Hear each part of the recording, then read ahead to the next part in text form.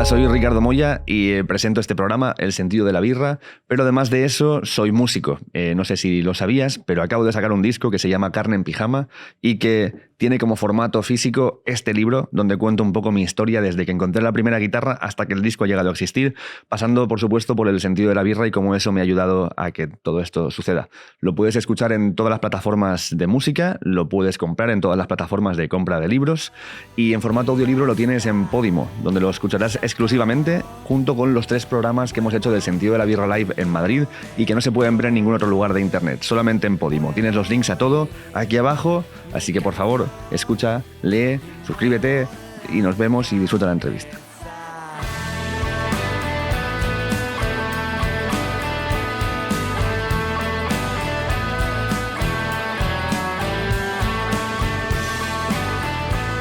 Pues arrancamos.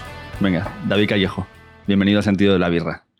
Bueno, muchas gracias por invitarme. Yo pensaba que aquí solo venían los tops. Yo digo, bueno, joder, muy poco mainstream. ¿Tú no eres un top, tú? No, soy cero top. Soy el anti-top en esto. Dentro de la divulgación yo diría que te has ganado un buen lugar en España. Bueno, o sea, no sé si un buen lugar, es verdad que cuento cosas y me lo paso bien contándolas sobre todo. Y a mucha gente le interesan las cosas que cuentas, pareciera. Bueno, yo creo que con el boom de la pandemia hemos vivido ahí un boom también de la divulgación y del interés por lo científico. No sé cuánto durará, no lo tengo claro. Al principio en pandemia había siempre 2 o 3 médicos en cada programa hablando, cada vez hay menos y yo creo que va camino a 0. Luego la mitad se convirtieron en vulcanólogos. Bueno, eso es verdad, luego, que hubo ahí claro, el meme este eterno de... sí, del médico este, no sé qué hospital era. Era experto, era epidemiólogo, vulcanólogo y... Pobrecito, yo creo que era más... De hecho salió un portal de bulos desmintiendo el bulo de que él había dicho que fuera vulcanólogo. Claro, pero que lo pusieron. Es que esto, tío, también llegará un momento... O sea, vamos a hablar de muchas cosas dentro de esta entrevista, sobre todo también habrá una parte de hablar de la prensa y la medicina y cómo va todo esto. Pero quería empezar hablando de tu llegada aquí a este lugar porque hemos hablado esta mañana de que yo estaba medio raro con la voz, que de hecho no tenía mucha voz y me encontraba regulinchis y bueno, íbamos a intentar cambiar de fecha o de día la entrevista y no se ha podido y tu primera acto ha sido en plan de ¿cómo estás? ¿Tienes fiebre? ¿Quieres tomar algo? ¿Dónde te duele? ¿Haces así? ¿De qué manera? ¿Es como la de formación profesional? De formación profesional total. Yo me dedico, o sea, vivo drogando a la gente. O sea, ese es mi oficio, drogar a la gente. Entonces he llegado yo, a ver, ¿qué has tomado y qué quieres tomar? Exacto, sobre todo. Pero has sacado aquí en plan de que llevo un botiquín, o sea, puedes tomar cosas, está todo bien. Esto es como, te pasa en tu grupo de colegas siempre, imagino, que si eres médico te toca... O sea, si me voy de viaje con amigos y a lo mejor el típico se pone un poquito malo y demás, me dicen eso de, hazme eso de que me das 4 pastillas, me las metes en la boca y de golpe me encuentro como mucho mejor. Y yo suelo viajar, también porque soy yo un poco aprensivo y demás, suelo viajar como con vías para si alguien se pone muy malo, y no, me ha pasado alguna vez de cogerle una vía de viaje y tal y que mejore mucho. ¿Pero una vía qué quiere decir? ¿De meterle Sí, en la vena, metérselo por la vena. Vale. Para que sea más rápido. ¿Pero y llevas demás. bolsas de cosas? No, hombre, depende de dónde vaya. O sea, si me voy a Cádiz, probablemente no, pero claro, pues cuando he ido a África o he ido al sudeste asiático o así, países que bueno, que pensaba que alguien se podía poner malo y que podía tener problemas, sí que me llevo ahí como agujas, un par de bolsas de suero y medicación por si algo se hace falta. Y a veces ha hecho falta. Bueno, yo tengo varios colegas dentro del mundo sanitario, tanto enfermería como medicina, y hay cada historia, tío, hay una mítica que es la de llegar de resaca y ponerte una vía para... Eso lo he oído, es verdad que yo bebo poco, o sea, que no me ha pasado, o sea, soy poco... Bueno, pues bebo poco y me dedico a drogar a la gente y nunca he fumado ni una calada, un cigarro, o sea... Pero me da súper curiosidad la droga. Es como que me genera hipercuriosidad, pero nunca te iba a preguntar, ¿tú te has drogado alguna vez? Pero no quería yo... Bueno, sí, pero a ver, de entrada ya el alcohol es una droga, ¿no? Bueno, justo, claro, es verdad que está como muy socialmente aceptada, incluso la cafeína. La cafeína ya en el DSM-5 de psiquiatría ya está aceptado el trastorno por consumo de cafeína. Claro, o sea, ¿el azúcar es una droga? No me atrevo a decirlo, yo creo que no. No lo veo tan... Porque están tantas sustancias el azúcar que no lo acabo de ver como una droga. Aunque bueno, se podría debatir probablemente. Claro, luego sí, he probado cosas y luego también te quería hablar en otro momento que llegaremos del tema de los alucinógenos y todos los ensayos clínicos que están haciendo ahora, etc. Eso ya te digo, es que a mí me flipa de verdad. O sea, me genera hipercuriosidad y me encantaría no ser tan miedoso. Mi miedo a tomar algún tipo de sustancia, primero es que creo que tengo una personalidad adictiva, o sea que veo probable que me acabe enganchando, incluso con sustancias que quizá no sean muy adictivas, pero me pasa con el café, o sea, yo no tomo prácticamente café o nada café, pero si me tomo 2 o 3 veces café es que me siento como si tuviera superpoderes. O sea, que me apetece seguir tomando café durante tiempo. Y luego, que es justo lo que has contado, que hay ahora muchos estudios de alucinógenos, muchos estudios con distintas drogas de abuso para un poco resetear el cerebro y que a veces lo consiguen casi que con dosis única. Entonces, claro, lo veo como el consumir drogas, sobre todo que no sabes qué droga estás consumiendo exactamente, como una ruleta rusa a nivel cerebral. Claro. Entonces eso es lo que me da pánico. O sea, que yo como que me aprecio mucho mi cerebro. No es que sea muy bueno, pero yo lo aprecio. Joder, Dios. Entonces me da como miedo tomar algo, consumir algo que me haga papilla el coco, que cambie mi forma de ver el mundo, que... Entonces, por eso yo creo que no voy a tomar nunca nada. Bueno, pero también luego lo que pasa es que muchas veces parece esto, como que si no, lo típico de, pero si no bebes, si no te drogas y si no follas, ¿para qué vives? Gilipollas, esta cosa. Sí, pero... es verdad que hay mucho de eso y a mí me ha costado mucho a veces, casi como que con mis amigos de fiesta y demás. Claro, yo además cuando estudiaba medicina, que muchas veces yo salía de fiesta y he salido siempre mucho, pero sabiendo que al día siguiente tenía que estudiar. Entonces, pues muchas veces yo era el único que no bebía, o por supuesto el único que no se drogaba a lo mejor en algún festival. Y es verdad que a veces me ha costado ahí un poco de hacérmelo mirar y de asumir que él no era el que no lo hacía. Que creo que a veces hay una presión social para que bebas alcohol, para que te drogues en determinadas circunstancias, para que fumes, que cuando tienes 30 te da igual, claro. Pero cuando tienes 18 o 19 años... es difícil no ser el pringao si eres el único que no bebe o el único que tal. Entonces, creo que es verdad que hay una presión súper... O sea, no soy nada crítico con la gente que se droga. De hecho, ya te digo que incluso siento a veces un poco de envidia sana por haber podido experimentar cosas que yo creo que no voy a poder experimentar. No lo puedo defender como médico, por supuesto. Claro. Pero tampoco creo que tenga que haber una súper presión social para que chavales jóvenes pues tengan que beber, tengan que fumar, tengan que drogarse. Yo creo que... No soy crítico, no soy de criticar ninguna de las cosas. Claro, el mecanismo por el cual uno, a través de la presión social que hay en estas cosas, lo puede llegar a entender, el que me cuesta más entender es el mecanismo por el cual se crea esta presión. O sea, ¿por qué se crea la presión hacia el que no lo está haciendo de que lo haga o no es...? A mí me pasa mucho... Bueno, te soy sincero, venía con miedo al programa, no porque digo, joder, es el sentido de la birra y a mí no me gusta la cerveza. Entonces yo decía, ostras, como me digan de beber cerveza y tal, me va a... Estás bebiendo agua tranquilamente. Estoy bebiendo agua total. Y me lo has dicho lo primero, bebemos nosotros agua. Pero es verdad que creo que cuando estás ahí en un grupo en el que todos beben alcohol y tú pides agua o tú pides una Coca-Cola o tú pides tal, te ven casi como el aguafiestas o como el que no quiere unirse, como que eres el disidente de todo eso. No sé, no lo acabo de entender yo tampoco. Es verdad que a mí no me lleva... O sea, el alcohol tampoco es que me lleve a una situación en la que me súper encante. Quizá a mí me gusta tenerlo todo muy bajo control y esa sensación de pérdida de control no me acaba de hacer sentir cómodo. Es verdad que a veces bebo y en festivales me he emborrachado mucho, o sea que no es una cosa que sea... Pero que es verdad que no me acabo de sentir cómodo. Y incluso te diré que me gusta más si alguna vez voy a un sitio, a una fiesta, beber alcohol y saber que voy a beber y qué tal, pero no tengo el clic de estar en una terraza y pedirme una cerveza solo, o estar en un y pedirme un poco de vino. Yo eso no lo tengo. Sí, a mí me pasa con el café. Por ejemplo, yo no tengo el de levantarme y tomarme un café o tomarme yo no bebo café en general. Entonces... me parece como, bueno, entiendo a la gente que lo ve como su forma de empezar el día, este punch de energía. De hecho, podemos hablar también de la cafeína, ¿no? Y yo te vi en uno de los programas que hablabas de todos los efectos que tiene sobre el cuerpo. Hay un montón de... No, tiene la cafeína. Digo siempre que si la inventara ahora un laboratorio serían multimillonarios. Claro, porque te da... Bueno, hace un pequeño resumen de todo lo que te aporta. Bueno, no, o sea, se ha visto que es neuroprotector, o sea, que había muchas dudas de lo que hacía la cafeína, pero parece que tiene efecto neuroprotector, parece que puede proteger contra el Alzheimer, contra el Parkinson, aumenta la memoria, aumenta la velocidad de reacción, tiene como múltiples beneficios. Incluso beneficios parece que a nivel muscular, baja la fatiga, o sea que es un producto súper potente. Incluso se ha visto en algunos estudios como que la gente que consume café muere más tarde o tienen un índice menor de cánceres. Son estudios observacionales que es difícil saber si es verdad o no. Pero parece que es un superproducto, o sea que sí que sabemos que la cafeína es saludable. Aún así te puede generar una adicción que sea claro, aún así te puede generar una adicción. Es que hay un trastorno de hecho, la gente lo que más describe es cuando consume café normalmente y lo deja de consumir es ese, aparte de estar cansado y demás, como una cefalea. Esa cefalea no deja de ser como una especie de síndrome de abstinencia a la cafeína. Claro, claro. Vamos a, antes de seguir metiéndonos en más cosas, para quien no te conozca, hacer una breve presentación de quién eres. ¿Cómo te presentas en general cuando vas a eventos o cuando vas a un programa? Como médico. David Callejo, médico. Pero también eres divulgador. Sí, es verdad que antes de que digan lo de... Si veo que van a decir lo de influencer, prefiero divulgador científico. O sea, yo siempre que me dice alguien lo de influencer, mi madre me lo dice a menudo. Cuando me presentan en algún sitio como influencer, me dijo, después de 6 años de carrera, 4 especialidades, el doctorado, que te llamen influencer, algo estás haciendo mal claramente.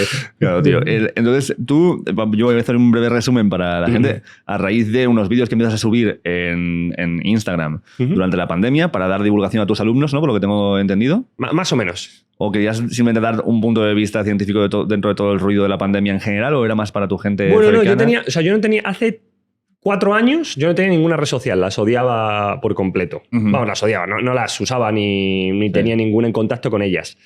Tanto como odio, no. Y es verdad que doy clase en una academia que prepara a los médicos para el MIR, que es el examen que tenemos todos los médicos para hacer una especialidad. Entonces la academia quería que los profesores que éramos un poco más jóvenes, ya cada vez voy siendo menos joven, pero en ese momento era un poco más joven, que nos hiciéramos un perfil en redes sociales, pues un poco para tener más contacto con los alumnos y demás. Entonces me lo ofrecieron y dije, bueno, pues venga, lo hacemos. Entonces era una cuenta súper profesional, muy dirigida a médicos, a estudiantes de medicina, a enfermeros, a estudiantes de enfermería, súper focalizada en eso. Y yo grababa vídeos hablando de todo. Es verdad que cuando había alguna noticia sanitaria, pues no sé si te acuerdas que justo antes de la pandemia, el verano antes de la pandemia, tuvimos como una especie de epidemia por listeria, por una carne que se contaminó. Bueno, es que... Ajá. Las noticias luego se pasan. Sí, luego pasa todo eso, pero sí. Y luego también llegó la pandemia que hizo que se nos olvidaran todas. Pues yo grababa vídeos sobre eso, sobre las noticias sanitarias, grababa algún vídeo y luego vídeos muy centrados en temas médicos, pero técnicos. Entonces estalló la pandemia, mucha gente me preguntaba qué pasaba, qué tal. Entonces pues empecé a grabar vídeos hablando un poco más del virus. Y es verdad que llegó mucha gente a la cuenta que ya no eran personal sanitario. Entonces hubo que adaptar un poco el mensaje. Y luego, una vez que pasó la pandemia, pues seguí haciendo lo que hacía, grabar vídeos de divulgación científica, pero es verdad que un poco más adaptados al lenguaje de todo el mundo. ¿En qué consiste esa adaptación?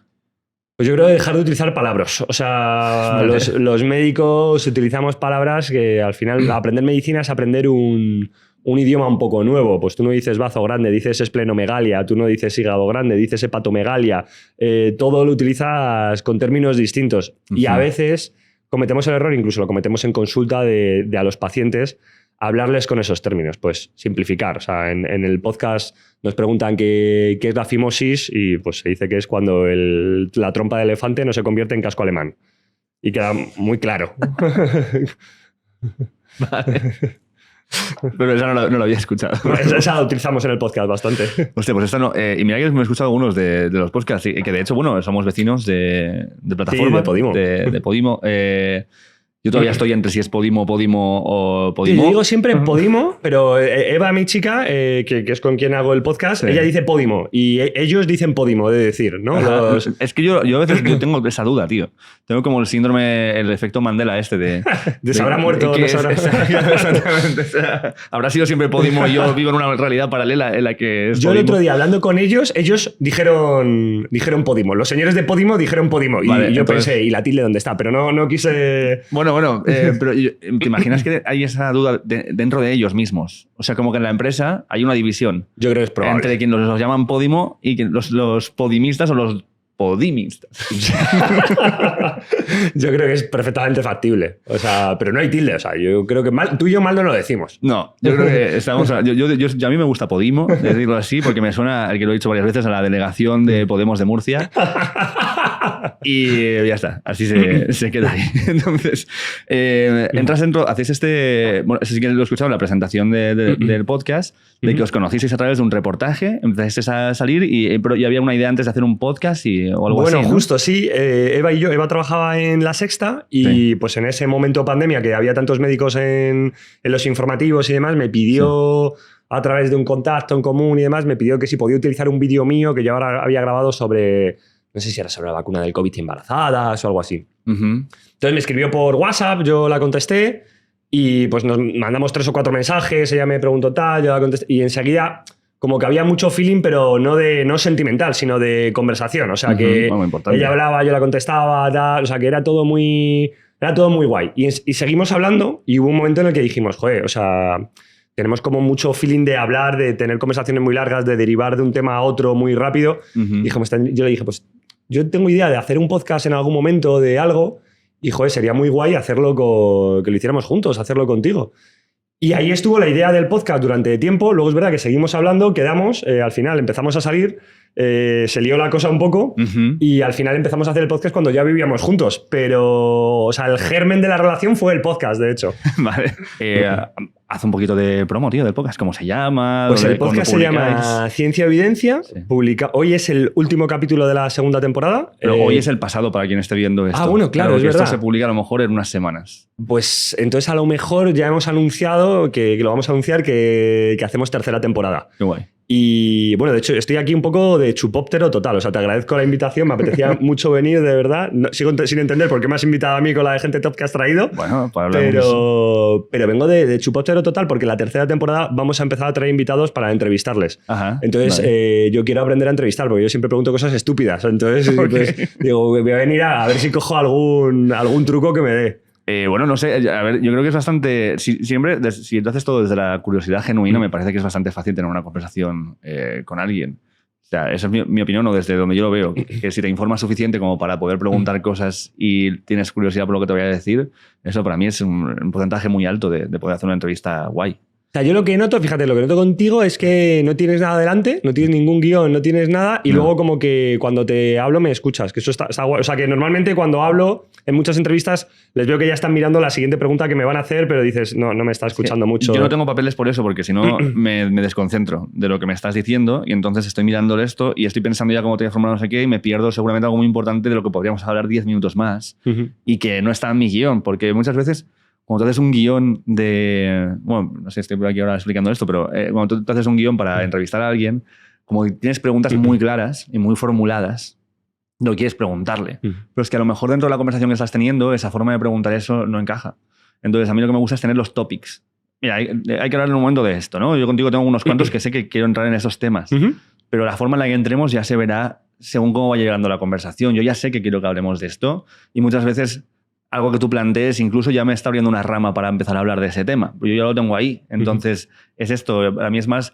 Porque si no estás hablando de ti, entrevistando a alguien. Justo. Porque lo vas a hacer a tu manera, con tus frases y con tus cosas. Y no, para mí no va de eso. Para mí va de quién eres tú y lo que tienes que contarme. Y aquí vengo a sablearte a preguntas como si esto fuera Yahoo Respuestas, porque te voy a preguntar muchas cosas. Aparte, tú tienes esta parte de que tu historia es interesante, pero además... Tienes este concepto que yo llamo las entrevistas oráculo, que es, vale... y ahora quiero saber cosas, ¿no? Pues eso, he venido un poco a lo mismo, pero al revés. O sea, ahora quiero saber cómo se hace esto, porque luego yo siempre pregunto estupideces, en plan de, ¿pero usas el bidet? O sea, ¿a ti te gusta el bidet? O... Vale, pues no está mal, es como pregunta, pero si el programa es sobre evidencia científica... No, claro, o sea, generalmente no tiene nada que ver. Yo espero, bueno, mi chica es periodista, espero que ponga un poco de cordura en todo esto, pero claro, yo no quiero hacer el ridículo tampoco. Pero a mí me gusta mucho, tío, el tono que le dais al podcast y, bueno, la gran razón por la que tenía ganas de entrevistarte es porque desde Podimo, José Cobian, que le mando un saludo, José, me recomendó que escuchara el podcast porque pensaba que podía ser una charla muy interesante.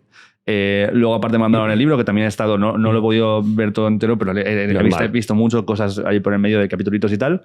Y me apetecía hablar contigo, tío, porque me parece que es una persona muy interesante, con mucha información, y no solamente eso, sino con la facilidad de darla. Que eso es para mí casi más importante que el tener conocimiento sobre algo, es poder decirlo de una forma que sea inteligible para los demás e incluso interesante. Claro, es verdad que ahí eso es como súper conflictivo, ¿no? Porque dices, ¿qué es más importante, lo que sabes o cómo lo cuentas? Bueno, depende de lo que claro, quieras. Tienes ahí yo soy muy partidario de que es fundamental cómo lo cuentas. Eso es fundamental. Pero luego también creo que hay muchos temas como de moda en redes sociales, sobre todo ahora, y que hay gente que divulga sobre ellos porque están de moda, pero que probablemente no tengan los conocimientos suficientes. Claro. Y probablemente incluso yo a veces peque, aunque sea personal sanitario, pues a veces hablo de cosas que no son exactamente mi campo. Entonces es verdad que en todos los podcasts pues, nos lleva mucho trabajo de informarnos, de hablar con profesionales, de confirmar que todo lo que decimos es correcto, pero en algún momento podemos meter la pata. Desde luego. Lo que sí que te quería decir es que aparte de eso, de la información que das y de... También haces mucha alusión a esto, muchas veces en plan de estos, o lo que veo muchas veces que se usa desde la ciencia es que no solamente esto es un absoluto, hay evidencia que demuestra esto, o hay muchas evidencias, hay estudios, pero nunca se da algo como por sentado como un absoluto, que esa es la parte de la ciencia que mucha gente dice que se está convirtiendo en una religión y que la ciencia es una religión y tal, pero es en plan de ya, tú puedes convertir en una religión todo lo que te dé la gana. Claro. Según cómo lo presentes y la forma en la que lo vivas. Pero creo que desde el punto de vista de un científico es más bueno, de momento tengo más información que me dice que esto es así que me diga lo contrario, con lo cual confío en esto hasta que se demuestre. Exacto, o sea, esto pasa pues a veces con cómo se cura el cordón umbilical, ¿no? Una madre me escribió hace poco, joder, en el primer embarazo me dijeron que... No me acuerdo cómo es la secuencia. Me dijeron solo alcohol, luego me dijeron que agua y jabón y después que betadine, ¿no? ¿Qué otra cosa, no? A lo largo de 10 años le habían dicho 3 informaciones completamente distintas de cómo curar el cordón umbilical de su hijo. Bueno, pues es que esto es la ciencia, claro. Es que estamos en continua revisión y vamos viendo lo que es mejor y lo que es peor. Por eso es difícil que yo dé mensajes súper tajantes en redes sociales y en general, porque bueno, pues el mensaje suele ser, bueno, pues hasta de momento sabemos esto. Con las vacunas, pues oye, de momento sabemos esto. ¿Te pondrías la vacuna? Pues sin duda me pondría la vacuna del COVID. Pero ¿sabemos todo? No lo sabemos. Sabemos como siempre que sale un fármaco al mercado, tenemos dudas, no es seguro todo. Entonces, claro, yo entiendo que lo que venden en redes sociales es lo contrario, son los mensajes súper tajantes. Si tomas hidratos de carbono a partir de las 7 de la tarde, engordas.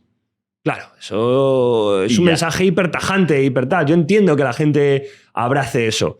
Si tomas ultraprocesados, te mueres.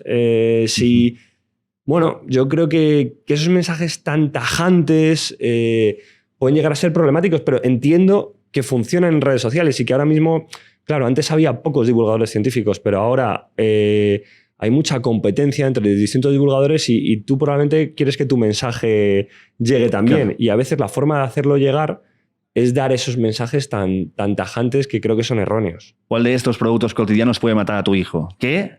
A ver, clic. Es esto, ¿no? O sea, muchas veces se presenta... O sea, yo creo que a veces pasa también, ¿no? Cuando te hacen alguna entrevista y demás, a mí me hacen muy pocas, pero cuando me han hecho alguna entrevista... Cuando he visto el titular he dicho, joder, pues yo creo que no era, o sea, que no era lo más importante eso que había dicho, no era... Pero claro, luego, pues eso, mi pareja es periodista y ha trabajado en prensa escrita, en televisión. Claro, es que se valora eso. En prensa escrita se valora quién entra más a ver una noticia y quien entra más, pues probablemente depende del titular mucho. Entonces, pues es comprensible que acabe así. Me gusta mucho también esta dupla que hacéis en el podcast de la parte, por su parte, la parte más de periodismo y de comunicación tal, y la tuya por la parte más científica de divulgación, porque también le quitáis mucho hierro a las cosas porque a veces se le da a la divulgación científica, sobre todo cuando estamos hablando de medicina, una especie de solemnidad que suena a esto, a un absoluto tal y cual, y como que relativizáis un montón la información, bueno, esto tal y cual, pero también fíjate en esto, o la pregunta que estabas haciendo, por ejemplo, uno que vi que estáis hablando del ejercicio, que alguien preguntaba sobre la suplementación, y es en plan de, bueno, te voy a dar una respuesta, pero no es la respuesta que buscas, pero es la respuesta claro, es la más respuesta completa. que tenemos. Justo. Exactamente. De hecho, el podcast... Yo sabía que quería hacer un podcast de ciencia. Es verdad que luego cuando conocí a Eva tuvimos dudas de qué hacemos el podcast porque nos gustaban como muchas cosas. Decíamos, lo hacemos de cine, lo hacemos de series, pero bueno, es verdad que al final yo soy médico y probablemente el camino más sencillo era hacerlo de ciencia y ha ido bien. Pero cuando yo estaba pensando en hacer un podcast de ciencia, yo sabía que quería hacerlo con alguien que no fuera científico, que fuera mujer, porque creo que cuando se juntan... dos hombres o cuando se junta un hombre conmigo, que muchas veces a lo mejor tenemos sesgos que prefería evitar, entonces quería que fuera una mujer y que le diera un toque divertido. Entonces, cuando ya empezaron a salir con Eva, decía, joder, es que empezar a trabajar o sea, que ahora es mi pareja, empezar a trabajar con tu pareja. Claro. Entonces dije, vamos a buscar a otra persona o vamos a pensar a otra persona que pueda hacer esto. Pero claro, todos los perfiles que se me ocurrían, pensaba, joder, es que creo que Eva lo va a hacer mejor. O sea, que es que con Eva creo que va a estar más guay. Entonces, al final fue como, oye, mira, pues llevamos un tiempo juntos, vamos a intentarlo. Si vemos que funciona muy mal lo de trabajar juntos, pues ya nos lo miraremos, pero por lo menos vamos a intentarlo. Yo siempre digo, yo tengo la parte laboriosa, porque a mí cada capítulo del podcast me lleva mucho trabajo de... Pues eso, muchos temas no son mi campo. Pues hemos hecho capítulos de ginecología, de anticonceptivos, de cirugías de cambio de sexo. Son cirugías en las que yo estoy, pero que no es mi campo el explicar la cirugía en sí. Entonces eso me lleva mucho tiempo de hablar con especialistas, de estudiar muchos artículos. Es la parte laboriosa. Pero creo que lo difícil lo tiene Eva, porque probablemente haga intervenciones más cortas que las mías, tiene que quitarle hierro a la cosa y encima ser divertida y muchas veces de forma un poco como muy, muy natural. De hecho, la forma de trabajar que tenemos es que sabemos recopilamos las preguntas que nos hace la gente de cada tema. Yo le hago una primera criba. Ella hace como de 50 preguntas y ella hace una segunda criba como de 20, 30 que cree que le pueden dar juego para hacer humor. Yo de ahí elijo 10, 12 preguntas. Entonces, esas 10, 12 son las preguntas que vamos a contestar en el podcast y luego cada uno trabaja en su guión en paralelo. De tal forma que sabemos de lo que vamos a hablar, pero no sabemos lo que va a decir el otro nunca. O sea, yo no sé sus chistes, ella no sabe la ciencia que voy a contar yo. Y también es una forma un poco de sorprendernos y de que no sea aburrido. O sea, pues bueno, hablamos de cirugías de cambio de sexo, pues que ella se sorprenda cuando yo le cuento cómo de una vagina se puede acabar haciendo un pene y que ella pues me sorprenda a mí con lo que se le ha ocurrido sobre eso. Vale, o sea, como tenerlo estructurado, pero tener el espacio para la improvisación y para que sea algo más... Total, o sea, es un poco... No es un poco a lo mejor parecido a lo que haces tú, de tenemos los bloques que vamos a hablar, pero no sabemos lo que va a decir el otro, entonces nunca sabemos. De hecho, normalmente no nos da tiempo a las preguntas y siempre nos alargamos. O sea, la idea es que siempre que sean de media hora, 40 minutos el podcast y al final siempre acaba siendo de una hora. Sí. Y Eva y los de Podimo siempre me dicen... Es que los tendréis que hacer un poco más cortos y suele salir tu nombre en la conversación. Y digo, bueno, oye, o sea, el sentido de la vida está de puta madre, tiene un huevo de éxito y duran 2 horas. O sea que, joder, pues vamos a hacerlo un poco largo y ya está.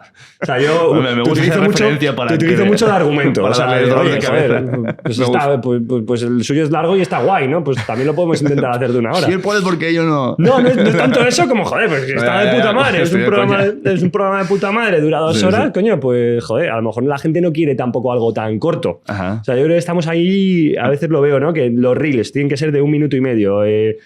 Todo como cuanto más corto, más masticadito, mejor. Y joder, pues a veces la gente quiere algo más pausado, más tranquilo. A mí me pasa con programas que he escuchado vuestros que digo, va un poquito más. Si aquí hay para hablar de este tema, saco, ¿no?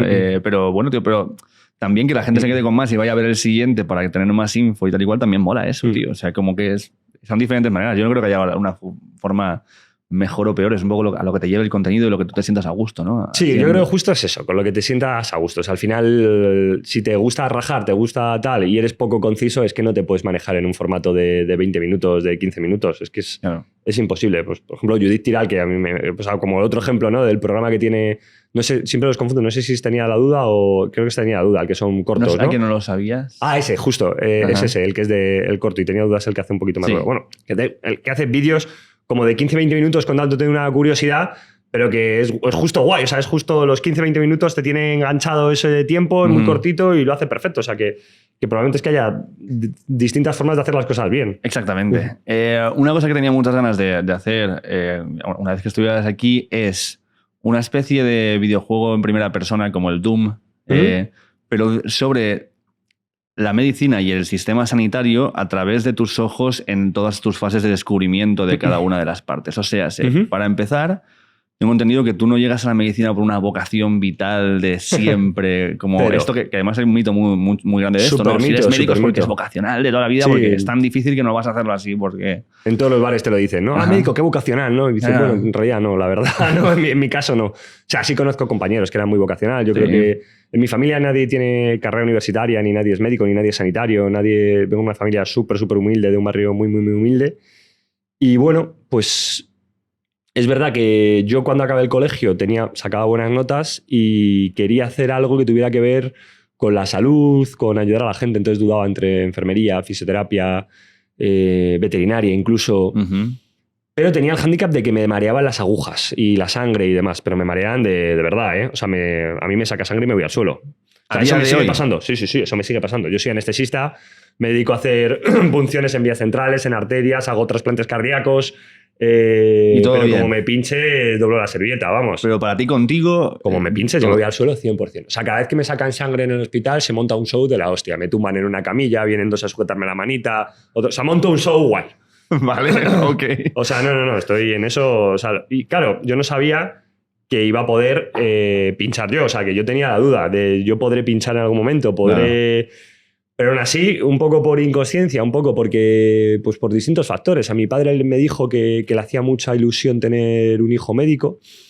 Vale. Que es verdad que... No, pero no me lo dijo en plan como presionándome ni nada. Mi padre es muy poco de presionar en ese aspecto. Fue más un comentario que me hizo, pero bueno, es verdad que nunca le he oído a mi padre formular como deseos o cosas que le gusten a él. fue la primera vez que le oí algo que le hacía ilusión, yo creo. Él siempre se centra en las ilusiones de los demás y oírle eso fue como una cosa de, joder, pues sí que le tiene que hacer ilusión. Y luego, la triste realidad era porque la Facultad de Medicina estaba al lado de donde vivían todos mis amigos.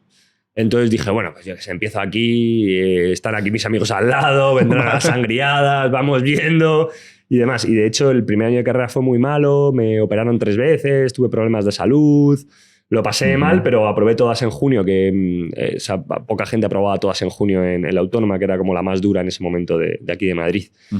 Entonces, claro, me planteaba dejarlo, pero decía todo el mundo, pero tío, si has aprobado, o sea, no seas gilipollas, o sea, sigue, claro. O sea... Entonces, pues seguí. En segundo, pues más o menos me pasó algo parecido. El segundo fue un año horrible, con anatomía, con asignaturas ahí súper pesadas que no me gustaban nada estudiar. Pero bueno, al final, académicamente siempre me fue como bien, aunque lo pasaba fatal en exámenes, sufría un montón, estudiaba como un animal, tenía sensación de que me quería morir en exámenes siempre. O sea, yo lo he pasado fatal estudiando medicina. Siempre digo que es como la carrera de obstáculos de medicina, que acabé la carrera justo antes de que la carrera acabara conmigo. Claro. Y fue un poco así, año a año. En tercero me gustó un poco más porque entraba en el hospital. En cuarto lo pasé otra vez fatal. Pero en quinto me fui de Erasmus y se me olvidó todo porque no di ni palo y saqué todo con sobresalientes porque en Italia era muy fácil. Vale. Y claro, cuando llegué era sexto ya y dices, joder, pues lo tendrás que acabar, desgraciado. Ya que estoy aquí. Y pues lo acabé y no sabía si estudiar el MIR, si no. Justo me eché una novia de medicina también en el último año de carrera. Me dijo, ¿pero cómo vas a estudiar el MIR y tal? Y estudié el MIR, pues me fue bien en el MIR y tuve que elegir especialidad. O sea que fue todo un camino que la gente dice, pues ¿tuviste súper vocación? ¿Lo tuviste súper claro? No, todos los años me planteé dejarlo. El año de residencia primero me planteé dejarlo y hacer otra especialidad. O sea, nunca tuve hiper claro que lo que quería hacer hasta muy avanzado. Y antes de... Primera etapa. Expectativas versus realidad de cuando empiezas a estudiar medicina. Ya. Pues yo creo que, por lo menos cuando yo estudiaba, los hospitales no te hacen ni puñetero caso. Como estudiante de medicina, creo que, por ejemplo, los estudiantes de enfermería se les hace mucho caso, se involucran, son parte como del servicio. En medicina no, eres un mueble más. Y ahora lo veo desde el lado de médico y es verdad que es que a los estudiantes tenemos poco tiempo para prestarles atención. O sea, que en su momento decía, joder, estos es que no nos hacen ni caso, tal, no sé qué. Pero ahora, desde el lado de médico, de la presión asistencial que tenemos, de que estamos tratando con pacientes continuamente, claro, es que no, si tienes a 20 pacientes que ver en la consulta, no te da mucho tiempo a explicarle al estudiante que tienes al lado lo que le está pasando al paciente, o no te da mucho tiempo a hacer docencia. Y en quirófano igual, pues es que si tienes que sacar un quirófano adelante con 5 pacientes, o con 6 pacientes, o con un paciente muy grave, no te da mucho pie a poder hacer docencia con los estudiantes. Pero bueno, pues claramente ahí fue un poco de decepción eso, que tú pensabas que ibas a ir al hospital y que ibas a ser el rey del mambo y tal, y realmente de estudiante de medicina muchas veces eres un mueble. No aprendes demasiado en el hospital. Mucha teoría. Yo eso sí que lo he visto dando clase a distintos médicos en la academia. Yo creo que los médicos españoles saben mucha teoría, pero quizá en prácticas cualquier médico que viene de Latinoamérica y demás tienen más práctica que nosotros, saben hacer más cosas que nosotros, sin duda. Sin duda. ¿A qué se debe? Yo creo que ellos tienen prácticas mucho más potentes. Las que se involucran mucho más, pues joder, yo me acuerdo que tenía alguien que entró conmigo, un COR. Llamamos CORs a los que entran contigo a hacer la especialidad de anestesia, que él me contaba que él de estudiante pues había atendido, no sé si 200, 300 partos. De estudiante de medicina aquí en España, yo no es que hubiera, con que me dejaron ver un parto, verlo. O sea, estar allí mientras paría a alguien y me di por satisfecho, ya como para pensar atender un parto. Claro. Entonces, bueno, es un poco de decepción. Luego es verdad que muchos momentos de ilusión, de ves que vas aprendiendo cosas, de que ves que la familia te va preguntando cosas de salud o hablan cosas de salud y tú te vas enterando. O sea, que luego tiene una parte bonita también la carrera de medicina. Pero no puedo decir que lo recuerde como una época con súper cariño la universidad. Mucha gente me dice ahí, no, la universidad fue el mejor momento de mi vida. No, yo me pasé la universidad estudiando a saco. Es verdad que siempre me ha gustado salir, hacer vida con mis amigos, pero... Claramente yo siempre iba con el freno de mano echado porque tenía mucha presión de que quería probar todo, de que mucha presión a veces autoimpuesta, la verdad. Pero bueno, no lo recuerdo como con decir esto fue la mejor época de mi vida.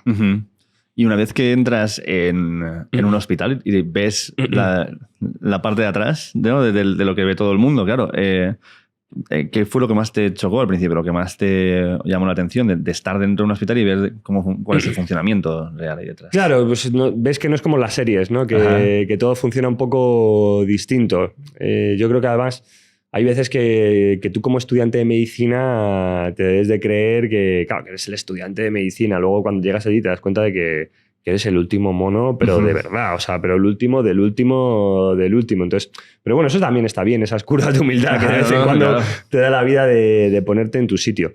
Pues recuerdo, por ejemplo, una de las primeras rotaciones que hice fue en una unidad de VIH. Y recuerdo, claro, que en algún momento todos hemos pensado, ¿no?, que el VIH podía ser una enfermedad de prostitutas, de drogadictos, de un perfil muy concreto de sociedad. Claro, en esa unidad de VIH te das cuenta de que no, que esto es una lotería que te puede tocar, que le puede tocar a cualquiera. Y recuerdo, pues uno de los primeros días en el hospital, yo creo que fue el segundo, un chaval que tendría mi edad, un par de años menos, un par de años más, yo tendría 21, 22, y bueno, pues que le habían contagiado el VIH, una relación sexual que él consideraba que no era de riesgo, que acabó siendo de riesgo y le habían contagiado el VIH y a la vez no sabían si ese VIH se habían contagiado con una sífilis y no sabían si esa sífilis había llegado al sistema nervioso central, que tiene complicaciones importantes. Entonces le tenían que hacer una punción lumbar.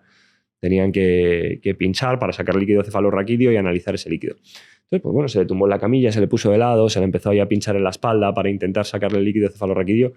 Y recuerdo que me mareé. O sea, que el ver a un chaval que podía ser yo mismo, ¿no? El tema de la empatía. O sea, que ves a un chaval que puede ser tú, tumbado, que le están haciendo daño, que le están clavando la aguja, con mi miedo a las agujas, tal. Y me recuerdo que me mareé y que pensé, yo voy a poder hacer esto. O sea, yo me voy a poder dedicar a esto, voy a poder ser yo el que pincha, voy a poder trabajar de esto. Yo ahí tuve muchas dudas en muchos momentos durante la carrera. Después, cuando entré a la residencia, también tuve momentos de decir, no sé si esto es lo mío o no, o a dónde vamos. Sí que sí, creo que el hospital, cuando entras de estudiante, te sorprende de muchas formas. Es verdad que a veces es un poco frustrante porque, ya digo, que yo en algunos momentos me sentí como un mueble de allí de la universidad o del hospital más, que casi nadie se dirigía a ti, ibas allí, oías, intentabas aprender por osmosis, pero no solía funcionar. A veces era un poco frustrante, pero luego a la vez tenía casos guays o cosas. Pues en el libro cuento siempre que, de hecho, es uno de los motivos por los que escribí el libro, que al final tú o la gente piensa en general que un médico te puede cambiar la vida, ¿no? Un buen médico puede cambiarte la vida. Y probablemente sea verdad, un buen sanitario te puede cambiar la vida. Pero yo lo quería plantear desde el otro punto de vista, de cómo los pacientes también a veces nos pueden cambiar la vida a los médicos. Y hay un capítulo de un hombre que le puse el nombre ficticio de Tomás, no se llamaba Tomás. Y bueno, pues que estaba ingresado en el hospital, era un hombre ahí como guay, pero que siempre estaba solo, estaba siempre leyendo y demás. Y bueno, pues como era el último mono, el estudiante y demás, un día me mandaron a mí a hacer ahí la historia clínica, que ya la habían hecho, pero por entretenerme. Y me senté, empecé a hablar y pues era un poco, pues, una mente curiosa, ¿no? De estos que le preguntas algo y divaga, y como yo tenía tiempo, pues estuvimos ahí hablando un rato y enseguida como que conectamos. Y bueno, pues me contó distintas cosas de su vida. Yo al final pues le acabé contando yo también cosas de la mía, que estaba mal con mi pareja de ese entonces, que tenía dudas de si estudiar medicina o no. Y él me contaba, pues bueno, que se había enamorado una vez solo, que en realidad luego había tenido otras parejas pero que no, y que la dejó escapar y que se arrepentía muchísimo. Era un hombre ya veterano, de 75 años, 76 años. Decía que no venía nadie a visitarle porque se había centrado mucho en el trabajo y que, bueno, pues que ahora se arrepentía un poco de haberlo hecho y que quizás estaba demasiado solo, que el trabajo no merecía tanto la pena. Y bueno, al hombre, yo como que al final conecté con él bastante. Al hombre le diagnosticaron cáncer. Él sabía que tenía cáncer, ¿no? Desde antes de que se lo dijeran, tal. Dice, yo sé que tengo cáncer, ¿no? Tal. Y me acuerdo un día que le compré, siempre estaba ahí leyendo y haciendo crucigramas y demás, y le compré algo para llevárselo, y cuando llegué para dárselo, pues me dijeron que se había muerto esa noche, que había tenido un fenómeno súper agudo y se había fallecido. Y pues muchas de las conversaciones que tuve con él, yo creo que sí que me marcaron y me cambiaron la perspectiva y me hicieron cambiar un poco la forma de ver la vida, de plantearme cosas. O sea, que creo que las conversaciones con pacientes, a los pacientes también te pueden llegar a cambiar a ti. Y de eso también me enseñó que veo que muchos médicos, muchos sanitarios me dicen que muchas veces ponen un poco de barrera con sus pacientes porque, claro, cuando luego les va mal a los pacientes, tú lo pasas mal también. Uh-huh. Y siempre que pienso eso, que a veces lo pienso cuando pues, algún niño va mal y he estado demasiado involucrado con la familia o con el niño o con el tal, siempre intento recordar esta historia de, bueno, pues que al final merece la pena. O sea, por mal que lo pases, por mal que... merece la pena. Siempre te van a aportar cosas buenas al final. ¿Tenéis algún tipo de...? Bueno, primero voy a sacar el libro. Primero, ya que lo hemos mencionado, lo primero, ¿cómo están las máquinas? No. Lo primero, La vida, de David Callejo. Lo voy a poner aquí ya para que lo tengamos siempre presente. Ahora hablaremos sobre él, pero te quería preguntar esto, ¿no? ¿Tenéis algún tipo de apoyo psicológico dentro del hospital, los médicos, para cómo lidiar con estas cuestiones de la empatía, de la pérdida, de cómo involucrarte o no? Yo creo que de hecho es el gran déficit que tenemos en el sistema sanitario. Ahora está como súper de moda, la salud mental está en boca de todos. Yo creo que es algo bueno. No deja de ser como todas las modas que puedes plantearte si tiene su punto de negocio, su punto de que hay algo detrás, pero es algo bueno que se hable de salud mental. Y creo que, pues, por ejemplo, yo en medicina aprendí un montón de cosas. Estudié un montón de cosas que me he olvidado totalmente, que no recuerdo absolutamente nada. Sin embargo, nadie, durante 6 años de carrera, durante horas de clase, nadie me enseñó a dar una mala noticia. Nadie me enseñó a decirle a un familiar que su familiar había fallecido. Nadie me enseñó a decirle a un paciente que tenía cáncer. Nadie me enseñó a acompañar a un paciente cuando le das un diagnóstico mal. Nadie me ha enseñado nada de eso. No ha habido nada de inteligencia emocional, no ha habido nada de psicología. Había una asignatura de psicología, pero no nos enseñaban nada de esto realmente.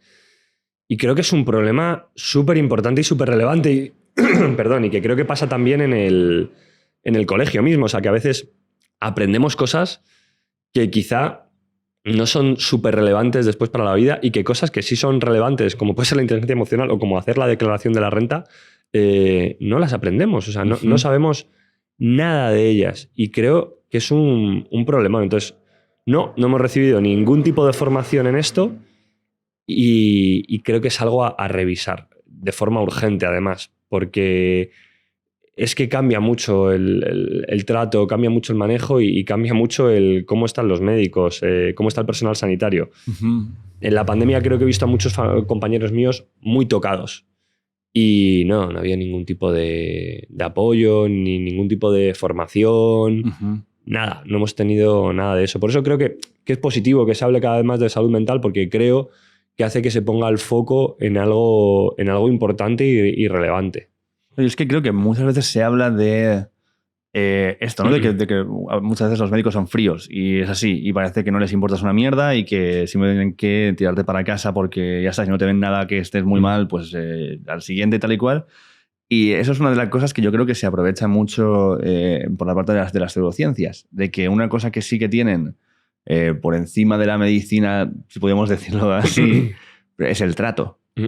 Porque tú vas a un homeópata y te hace sentarte, te da un té, te pregunta un montón de cosas sobre ti, te mira la lengua, se te acerca no sé qué, te mira las manos, te hace no sé cuántos, te empieza y al final genera una conexión más humana que te hace confiar más seguramente que en un médico que te dice, a ver, ¿qué? Venga, no sé cuántos. Mira, está en esa situación. Claro. Muchos hemos estado en plan de, a ver, abre la boca, venga, no sé qué, esto es ibuprofeno, tal y cual, y venga, y tú has estado esperando 40 minutos para que una persona te vea durante 1 minuto y medio y te mandas para casa.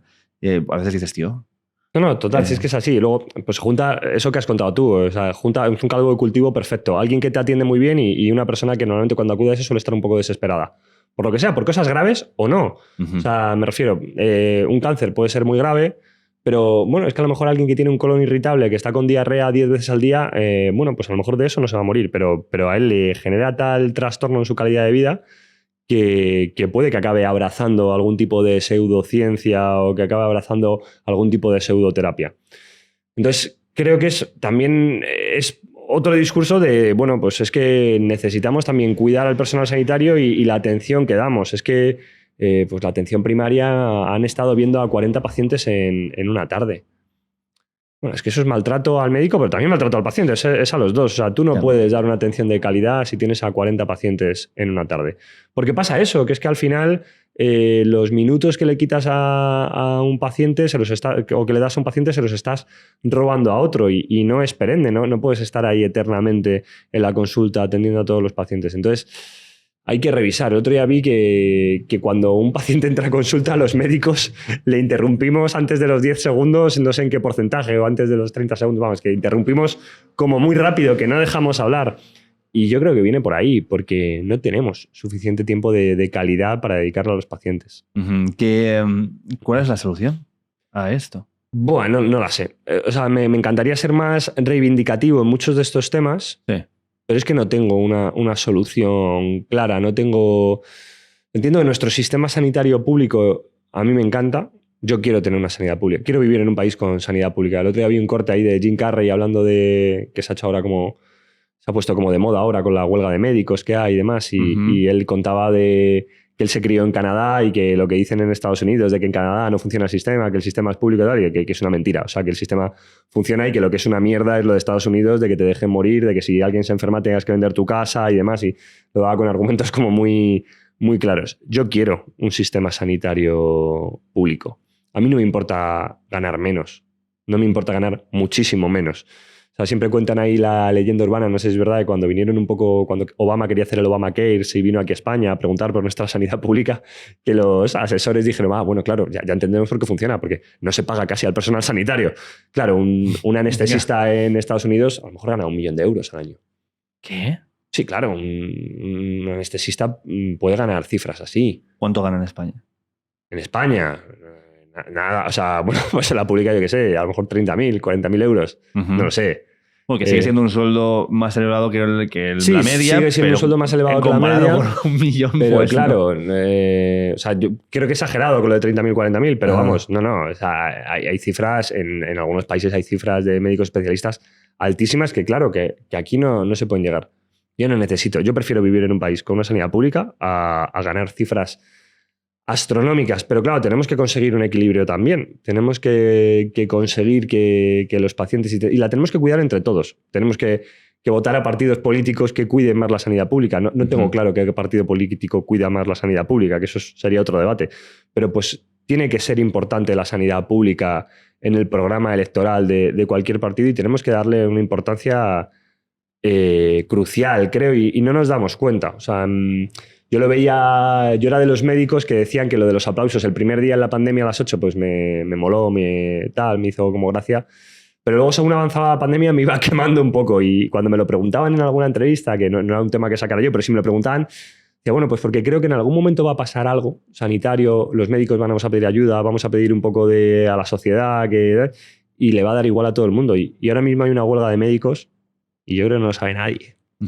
Y no pasa nada, o sea, que no culpo a la gente, pero que la realidad es que no lo sabe nadie, que los medios de comunicación casi no se habla, que no es algo que demos relevancia, que pensamos que es algo que tenemos ahí, que vamos a tener siempre.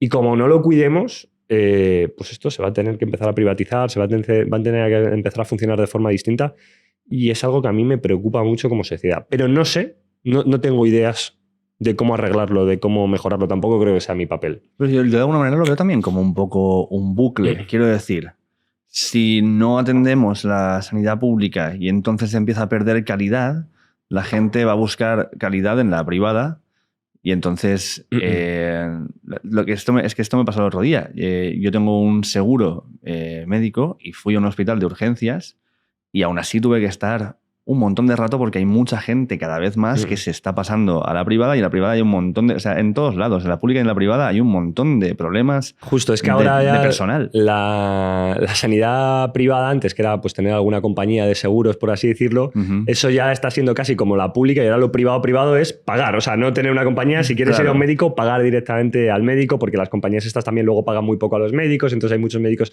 que se están separando. Yo soy de los que piensa que es compatible una sanidad pública y una sanidad privada. Bueno, desde luego. Yo no lo veo... Hay mucha gente que hace ahí debates porque yo trabajo en la sanidad privada también y mucha gente... Pero ¿cómo defiendes la sanidad pública si trabajas en la privada? Bueno, es que creo que no tiene nada que ver. O sea, yo quiero una sanidad pública quiero que si alguien tiene una enfermedad grave, quiero que se pueda atender a todo el mundo, quiero que todo el mundo tenga derecho a urgencias, quiero que hay gente que tiene necesidades especiales y quiero que se atienda a todo el mundo. Yo eso lo quiero. Ahora, entiendo que el sistema público no da para cubrir todo con una inmediatez o con un tipo de asistencia o con un tipo de intervenciones que a lo mejor no se pueden cubrir siempre. Entonces lo veo compatible con que haya también una sanidad privada que cubra otras necesidades. Yo no lo veo como algo hiper incompatible, como un debate de es lo uno o lo otro. Si me dices, ¿qué es lo que creo que hay que proteger más? La sanidad pública, sin duda. Creo que hay que protegerla, que es algo que es una prioridad para todos.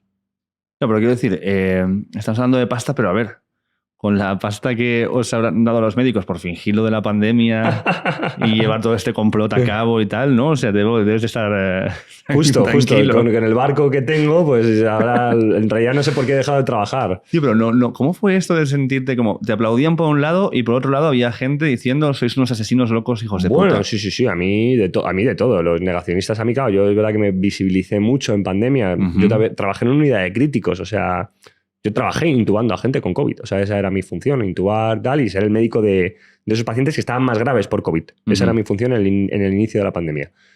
Entonces, claro, cuando te decían que es que estábamos tocándonos los huevos, que no hacíamos nada, que era todo mentira, que era una pandemia, volvías loco. Es que cómo están las cabezas. Claro, cuando había una manifestación de gente... Claro, yo creo que es que ha habido ahí un momento en el que se ha encerrado a mucha gente en casa durante mucho tiempo, ha habido mucha gente con mucho tiempo libre y bueno, yo entiendo que se abrace... O sea, al final el mensaje que daban los negacionistas es un mensaje más fácil de abrazar que el que dábamos los científicos. O sea, los científicos te decíamos, oye, estate en casa, es que esto no sabemos lo que es todavía, no lo tenemos controlado, es que si la gente está en casa sin mascarilla y demás, los hospitales petan, que ya están petados y esto se convierte en un problema grave.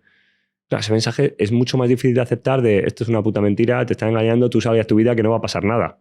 Claro. Es mucho más fácil aceptar lo otro. Es que creo que pues lo que tú decías de las pseudoterapias y demás, al final van a lo emocional. Eso es. Y por ahí es muy difícil responder. Yo, por ejemplo, muchas veces me han invitado a debates y tal para debatir con antivacunas. Yo no me siento con antivacunas.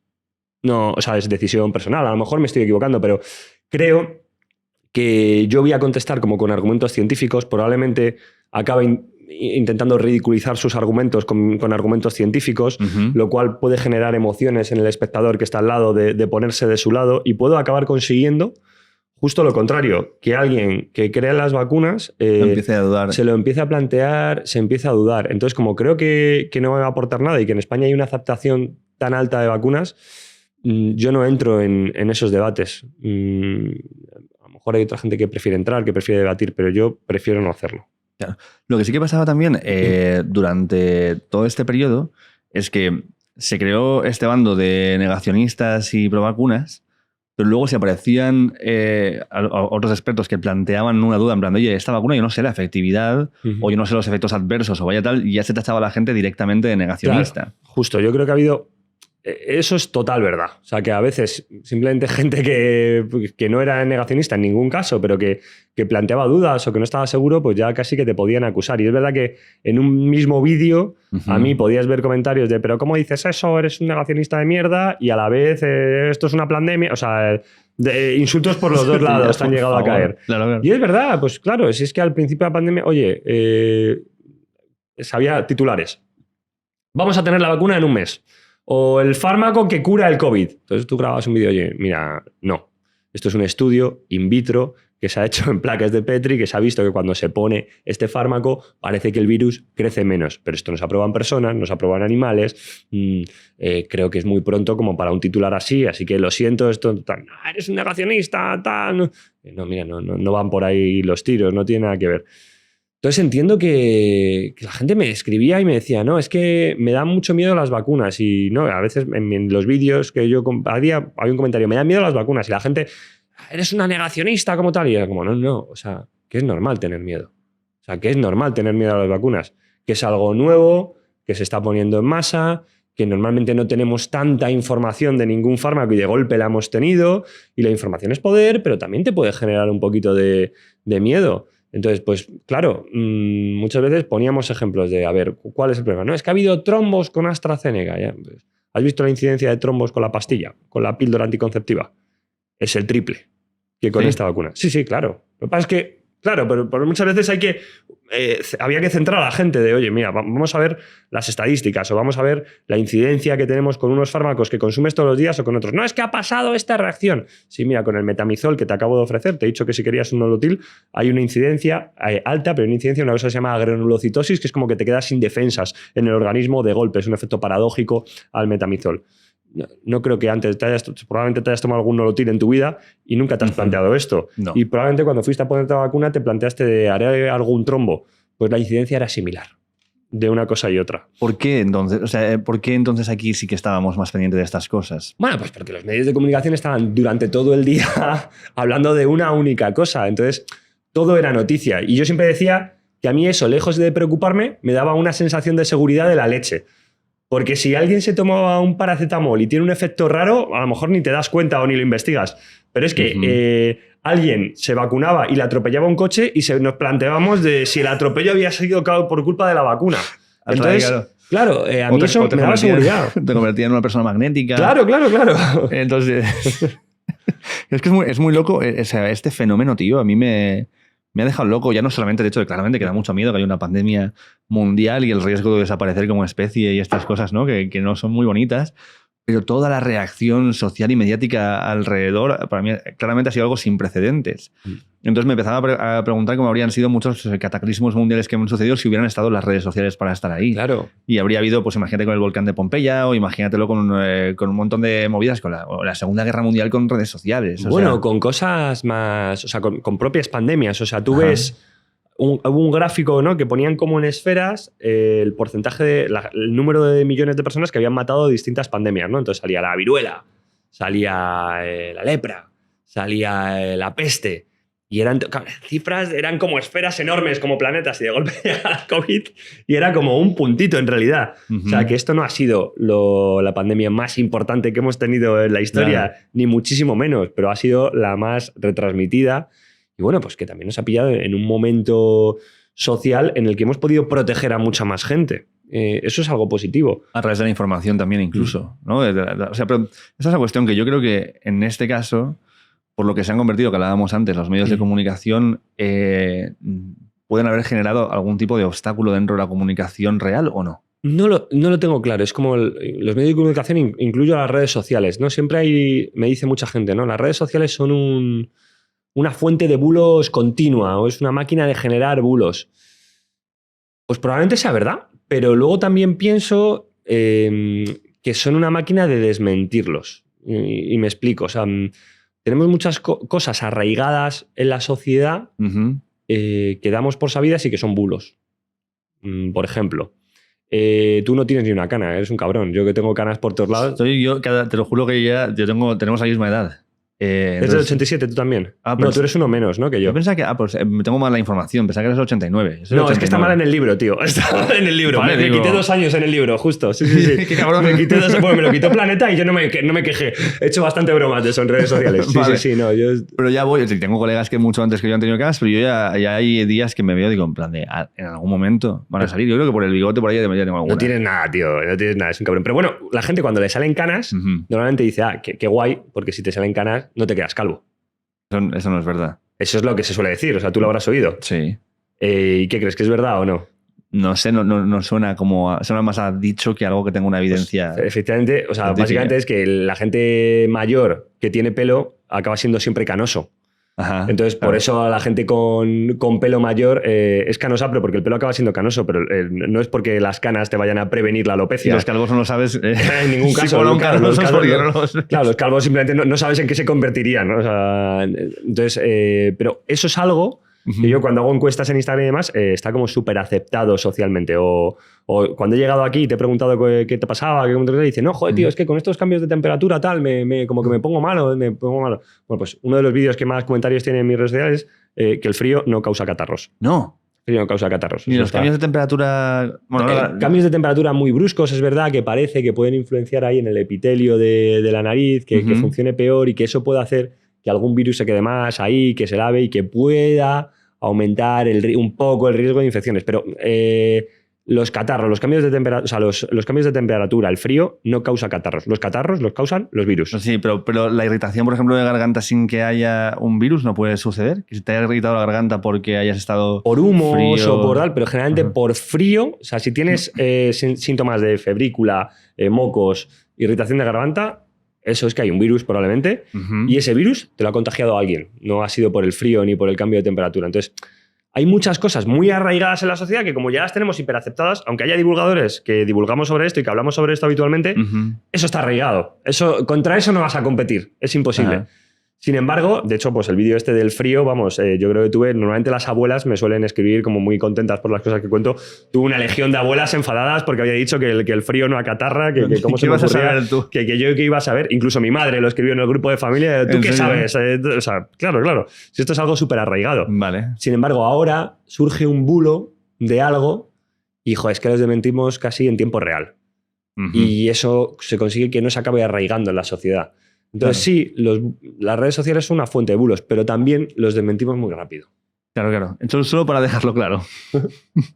Si tú estás absolutamente solo en el Polo Norte y te abrigas hasta el punto de que no pillan una hipotermia, pero pillas frío en la cara, en el cuerpo, tal y cual, no vas a pillar... Un catarro no. Un catarro no. Podrás tener irritada la garganta por el frío, llegar a tenerlo. Mucho frío lo acabo Tiene que ser que lo respires y ese frío tan frío te irrite por dentro. Un catarro no vas a tener. Vale. Puedes tener frío, pero un catarro no vas a tener. Una hipotermia, si pues estás solo, pero si estás abrigado y demás, si estás tú solo en el Polo Norte, no puedes tener una infección respiratoria. No puedes contagiarte. El virus te lo tiene que contagiar a alguien. Y si te vas a es que me da mucha gracia porque lo tenemos tan metido en la cabeza, tío. Que es verdad, mucha gente dice, me voy solo, me quedo desnudo en la nieve, no es posible, tal hombre. Pues sí, hombre, a lo mejor con temperaturas extremas conseguirías que tu epitelio nasal funcionara peor y entonces si tienes un contacto de muy refilón con alguna infección respiratoria, fueras más propenso. Pero necesitas un virus. Tú necesitas, para tener una infección respiratoria necesitas un virus. El frío solo no te causa una infección. Bueno, ya está. Bueno saberlo. Dejamos este tema aquí. Quiero saber también cómo ves, dentro de trabajar en medicina, las diferencias de trabajar como profesional en la pública y en la privada. Son similares. No, es similar. De hecho, mucha gente también piensa ahí, somos los mismos, normalmente. En la pública y en la privada solemos ser los mismos. Es verdad que hay profesionales que hacen solo pública, hay profesionales que hacen solo privada, pero somos muchos los que estamos en la pública y en la privada. No veo, de verdad lo digo, grandes diferencias, ni en el trato al paciente, por lo menos desde mi punto de vista. Yo soy anestesista, pues a lo mejor en otras especialidades sí que las hay, pero como anestesista... Pues es que yo trato a mis pacientes igual. O sea, llegan al paciente, cuando soy anestesista pediátrico, pues son niños. Entonces, en la pública sobre todo duermo niños. Entonces, pues todos los cuidados de un paciente pediátrico y más, porque son niños y no solo tu paciente, sino que es tu paciente y un niño. Encima es pues, un día estresante para ellos, es una cirugía.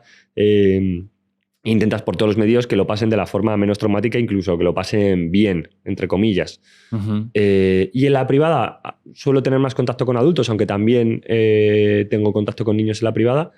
Y igual, pues intentar darle la mejor atención posible, que el rato que esté en quirófano contigo esté lo mejor posible. Mucha gente piensa que anestesia tiene poco trato con el paciente porque les duermes y ya está. Pero la realidad es que en anestesia hacemos muchas cosas ahora con anestesia regional. Te dormimos de cintura para abajo. Si te vamos a operar de un brazo, te pinchamos los nervios del brazo y te dormimos solo el brazo. O sea que hay bastante trato con el paciente. Y luego, siempre digo, aunque hagas una anestesia general, pues en una mañana o en una tarde a lo mejor que tienes 2, 3 pacientes. A veces tienes solo un paciente. Entonces, hasta que le duermes, a lo mejor tienes 10, 15 minutos hablando con el paciente, tranquilizándole, estando tal. Luego al despertarle tienes otro rato con él para estar. Al final le has dedicado a tu paciente toda la mañana dormido, pero despierto a lo mejor le has dedicado 45 minutos. ¿Qué médico tiene 45 minutos con un paciente a día de hoy? O sea que yo creo que anestesia tiene más relación con el paciente de lo que la gente cree.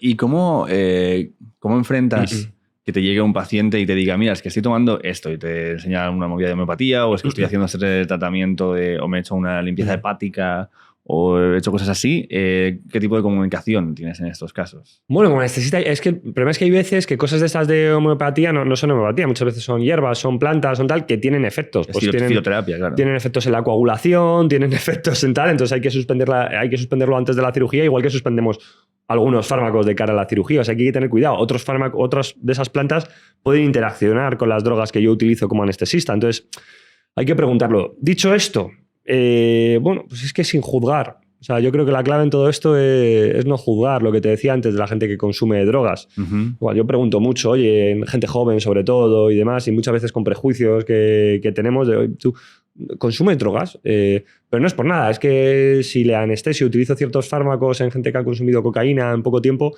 puede tener una taquicardia o puede tener una arritmia que puede ser letal en quirófano. Entonces, yo tengo que saber eso. Luego se nota muchísimo la gente que consume alcohol y tabaco y de la gente que no.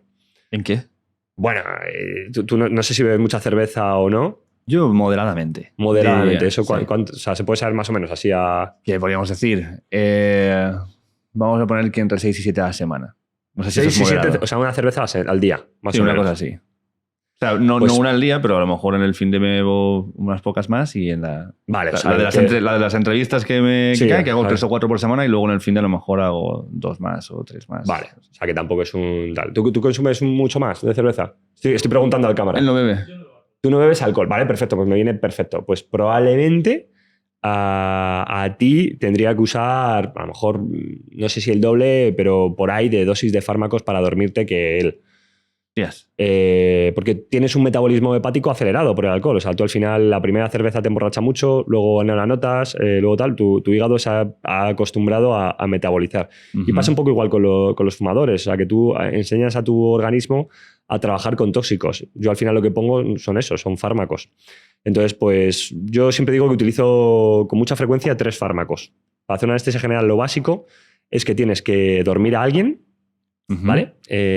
Luego, una vez que está dormido, puede tener dolor, que eso es algo que a la gente como que le gripa un poco. Es como que si está dormido puede tener dolor.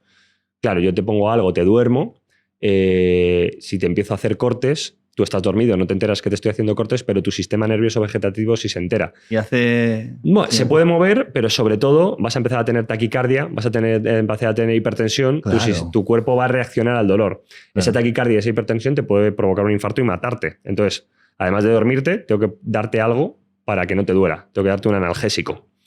Y aparte, en algunas cirugías, tengo que darte algo para que no te muevas. Tengo que darte un relajante muscular. El relajante muscular que usamos nosotros no es me tomo algo que estoy un poco contracturado. Son paralizantes. O sea, yo te pongo eso y tú no puedes mover ni un solo músculo de tu cuerpo. Te quedas completamente paralizado. De hecho, tenemos una cosa de despertar intraoperatorio que luego si quieres te cuento que puede ser como muy terrorífica.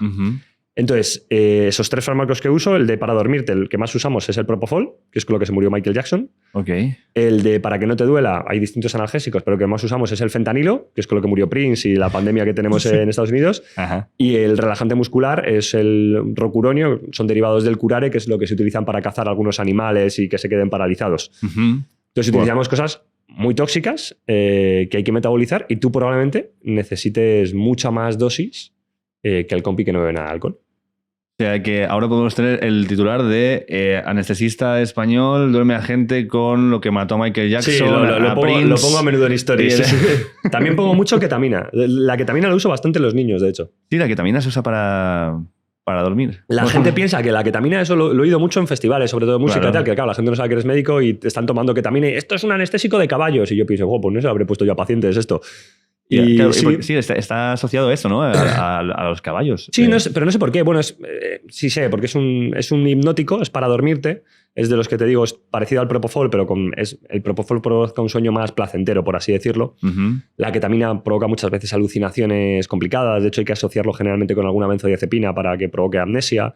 De hecho, la ketamina no sabemos muy bien cómo funciona y parece que genera un estado en el cerebro que es como que desconecta el cerebro de tu conciencia. O sea, que tú no te estás dando cuenta de lo que pasa, pero que tu cerebro algo se está dando cuenta. O sea, que sigues ahí conectado de alguna forma al medio. Ajá. Es un estado un poco particular el de la ketamina. Sí, yo esto no lo he probado, no tengo ni idea del efecto. Bueno, es que yo siempre tengo dudas de que la gente que consume ketamina, que eso sea ketamina. O que le llamen Claro, X a lo que sea y que vete tú tú a estés saber ahí. lo que tal y vete tú a saber. Claro, digo siempre, yo me dedico a drogar a la gente, yo sé los efectos que tiene la droga que yo uso, que es la que me da la farmacéutica, que es pura, sé los efectos que tiene a distintos niveles. Y por la vía que yo la administro, sé lo que tiene, efecto que tiene la ketamina intravenosa, intramuscular, incluso oral, la he dado en algún niño para premedicarle, para que se quedara dormido antes de la cirugía, de coger la vía, se la hemos dado por vía oral. Pero yo esnifada, pues no sé qué efectos tiene. Claro, yo eso no lo he estudiado, no sé cómo funciona. Claro, a saber, pero me imagino que es como es eso, al reducir la dosis tiene otro efecto y al ser de otra vía Claro, efectivamente. Vida, o sea, ¿no? o sea, esto es una cuestión de dosis total. O sea, la ketamina con una dosis de intravenosa, te estoy hablando de 1 miligramo por kilo, pues probablemente te genere una sedación que si no te pongo benzodiazepinas puedas tener alguna alucinación que puede ser divertida o puede ser chunga. Con 2 miligramos por kilo probablemente te duerma del todo. Con 4 miligramos por kilo te tumbe totalmente inconsciente. O sea, que esto es una cuestión de dosis. Claro, con dosis puntuales, esnifadas, que llegan muy rápido al sistema nervioso central, no sé los efectos que puede tener, la verdad, los desconozco total. ¿Cómo encuentras que este es el camino y te vas a ir a dedicar en esta dirección? Porque además dijiste tú mismo en tu podcast que anestesista es como de las profesiones dentro de medicina que más tiene porcentaje de personas que acaban en adicciones. ¿Es la que más tiene adicciones? La que más tiene adicciones y había más cosas. La que más se suicida. La que más se suicida. Claro. Bueno, yo creo que lo que más se suicida, pero es como, creo que los policías, los guardias civiles también tienen una incidencia alta de suicidio, pero porque tienen acceso a una pistola. Vale, claro. Porque tienes acceso a cosas con las que te puedes matar. Tú tienes acceso a cosas con las que te puedes matar sin sufrir de ninguna forma. Entonces, creo que van por ahí los tiros. Y luego adicciones, pues igual, es que tienes contacto con cosas que enganchan mucho. Entonces, como te dé por probarlo y te guste, pues puedes tener un lío. ¿Cómo me dio? Pues yo sabía que quería hacer, ya cuando pasé ese camino de medicina, de hacer el MIR, de elegir una especialidad, quería una especialidad que tuviera... que fuera global, o sea, que tuviera una visión global del paciente. Muchas especialidades, pues oftalmología, se centran en los ojos solo, otorrino es mucho en el oído. Yo no quería eso, yo quería que tuviera una visión más global del paciente. Que está bien, que haya especialidades que se centren en una cosa. Al final siempre digo que el que mejor tortillas de patatas hace es el que más tortillas de patatas hace. Entonces, claro, si sabes mucho de ojos, o sea, si te vas a dedicar a los ojos, tienes que saber mucho de ojos. No pasa nada porque te olvides de otras cosas. Pero yo quería algo que tuviera una visión muy global del paciente y que luego tuviera técnicas. O sea, que yo pudiera coger vías centrales, intubar, hacer ecografía. Los anestesistas hacemos muchas cosas con las manos. Y en eso descubrí la anestesia. Me empezaron a hablar de ella, era como la gran desconocida. Ahora ya cada vez se conoce más. Y fui a hablar en distintos hospitales y me pareció que podía ser una buena especialidad. Con el miedo de que los anestesistas somos de los pocos médicos que pinchamos vías periféricas, que pinchamos vías centrales, que pinchamos arterias y que yo con las agujas tenía una relación regular.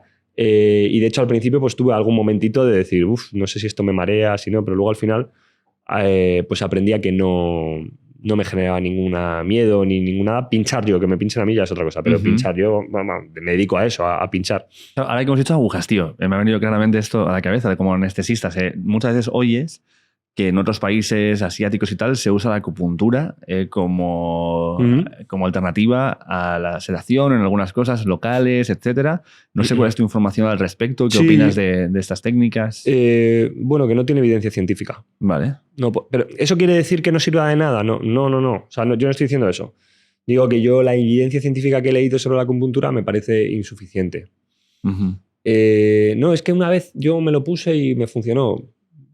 Bien, o sea, yo no estoy diciendo lo contrario. Yo estoy diciendo que la evidencia que tengo ahora mismo, a lo mejor hace tiempo que no lo reviso, pero creo que es limitada. Está claro que hay en países que se utiliza y que se utiliza con buenos resultados. Pues a lo mejor es que lo que tenemos que hacer es estudiar más o investigar más sobre ese campo en concreto. Y eso nos pasa con otros suplementos o con otras sustancias. Pues la ashwagandha, que es un suplemento ahora que está como llegando a Europa y está como de moda, es un adaptógeno, se llama, pues te ayuda como a llevar mejor el estrés, a llevar mejor la ansiedad, parece que te puede ayudar a dormir mejor. ¿Qué tipo de...? Tiene múltiples efectos. Es una hierba de una raíz de una planta, me parece que es, pero se vende en cápsulas. Se llama ashwagandha. Ok. Pues la ashwagandha, la India en la medicina hindú se lleva utilizando mucho tiempo, la mayoría de estudios que hay de la ashwagandha son indios. Y, hombre, pues parece que empieza a acumular evidencia científica con la ansiedad, con la depresión, parece que incluso la hipertrofia, que puede aumentar un poco la testosterona, o sea, Bueno, que empieza a acumular estudios. Si yo no estoy diciendo que no funcione, creo que simplemente hay que investigarlo más. Pues probablemente tengamos sustancias que no hemos investigado lo suficiente y que si las investigamos puedan tener algún efecto saludable. ¿De qué depende que se invierta tiempo y dinero en investigar una cosa u otra? Pues la verdad es que no tengo ni idea, la verdad. Lo que creo, pues por lo que probablemente estés pensando tú, que sea algo que pueda llegar a generar dinero, que pueda llegar a generar un negocio. Pero sí que la salud siempre es un negocio, en el sentido de que, si por lo que te decía antes de la cafeína, o sea, la cafeína en general tampoco es que tenga efectos, pues puede tener efectos papel en enfermedades neurodegenerativas, te está despierto, está tal. Y aún así digo, si se inventara la cafeína, la farmacéutica que la inventara se forraría, seguro. O sea, que todo tiene relevancia, todo tiene importancia en sanidad. Hace poco salió ahí como una frase de un premio Nobel de oncología brasileño, no sé si la has oído, que decía que en los últimos años había dedicado 10 veces más dinero en investigación en la Viagra y en las prótesis de mama que en los fármacos contra el Alzheimer.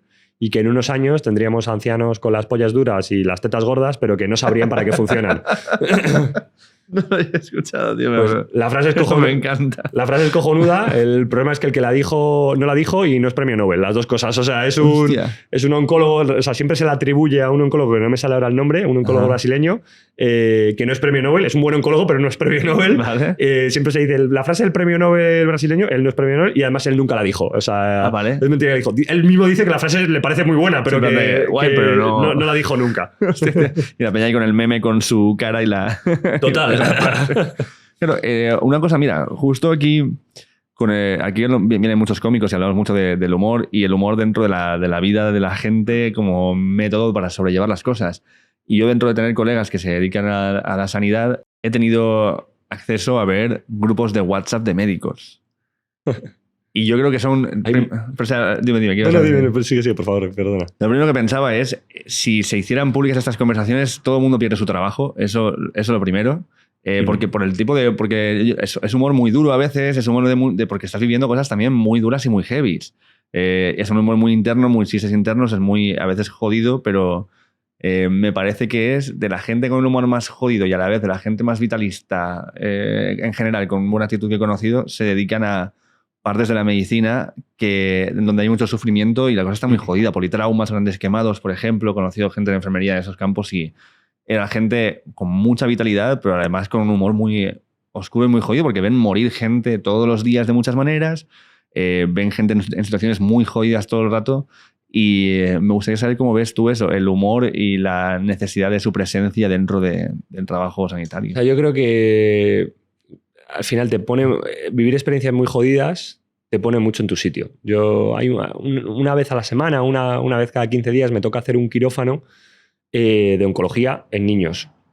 Entonces, un quirófano pues, para dormir a los niños, para ponerles portacat, para hacerles punciones de médula ósea, para pincharles, para sacarles líquido cefalorraquídeo, a veces para hacer cirugías oncológicas, pero es más un quirófano con muchos niños con cáncer para resolver las pequeñas intervenciones que hay que hacer antes de las grandes intervenciones. Y ese quirófano te pone mucho en tu sitio. O sea, porque tú puedes levantarte cabreado porque no te han cambiado una guardia, o levantarte cabreado porque has discutido con tu novia porque has dejado los calzoncillos tirados y ya te ha dicho y tú le has dicho que es que ella también dejó las bragas el otro día, o puedes haber encontrado atasco con la moto, que alguien te haya pitado, o sea, y de golpe llegas allí y te encuentras un niño de 2 años con sus padres al que le acaban de diagnosticar cáncer, o peor, un niño adolescente que ya es consciente de todo, o que sabes que se va a morir, que tiene una enfermedad metastásica avanzada y que él sabe que se va a morir, y eso te pone un huevo en tu sitio. Oye, es que esto no sé de qué va la vida, no tengo ni idea, pero probablemente no vaya a quejarse de estas gilipolleces. Entonces creo que esa vitalidad que puedes encontrar en gente que se dedica a cosas jodidas de la salud puede venir un poco de ahí. Y luego, en cuanto al humor, que era la pregunta principal, yo creo, pues efectivamente, claro, a veces caemos mucho en el humor negro. Bueno, pues porque cuando tienes mucho contacto con algo, te resulta, creo que, menos tabú hacer bromas sobre eso. Pues hace poco estuve con David. David es un tío muy guay que a lo mejor podría estar. Es un chaval que tuvo meningitis con 22, 23 años.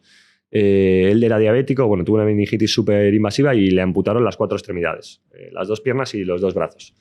Tiene un libro, se llama Arriba la vida, me parece, y tal. Bueno, una súper vitalidad, ahora es atleta paralímpico.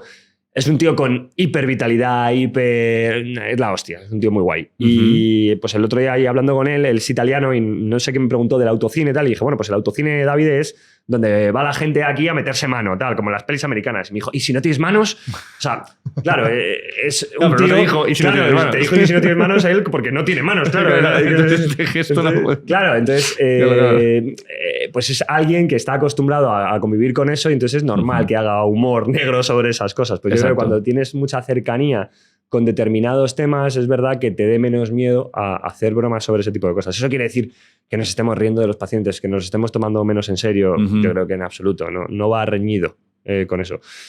¿Cuáles son los límites del humor? Que esa es como la gran duda ahí con los cómicos, que seguro, pues no lo sé.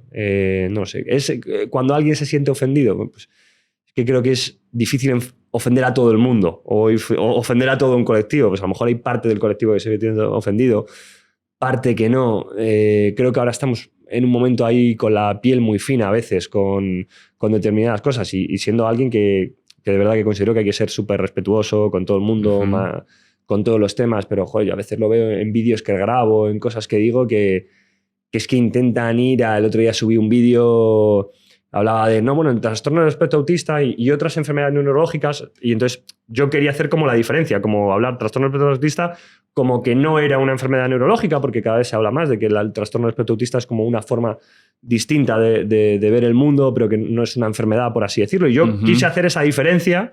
Pues llegó mucha gente diciéndome pues, que estaba llamando a las personas con trastorno del espectro autista, que las estaba llamando enfermas, que estaba diciendo que tienen enfermedad neurológica. Porque usaste el otras, que otras, llamas, que podías haber dicho porque, y las enfermedades... por utilizar el otras. Entonces, claro, pues es que a veces es que es muy difícil no ofender a nadie. Y si te obsesiona el no ofender, lo llevas crudo.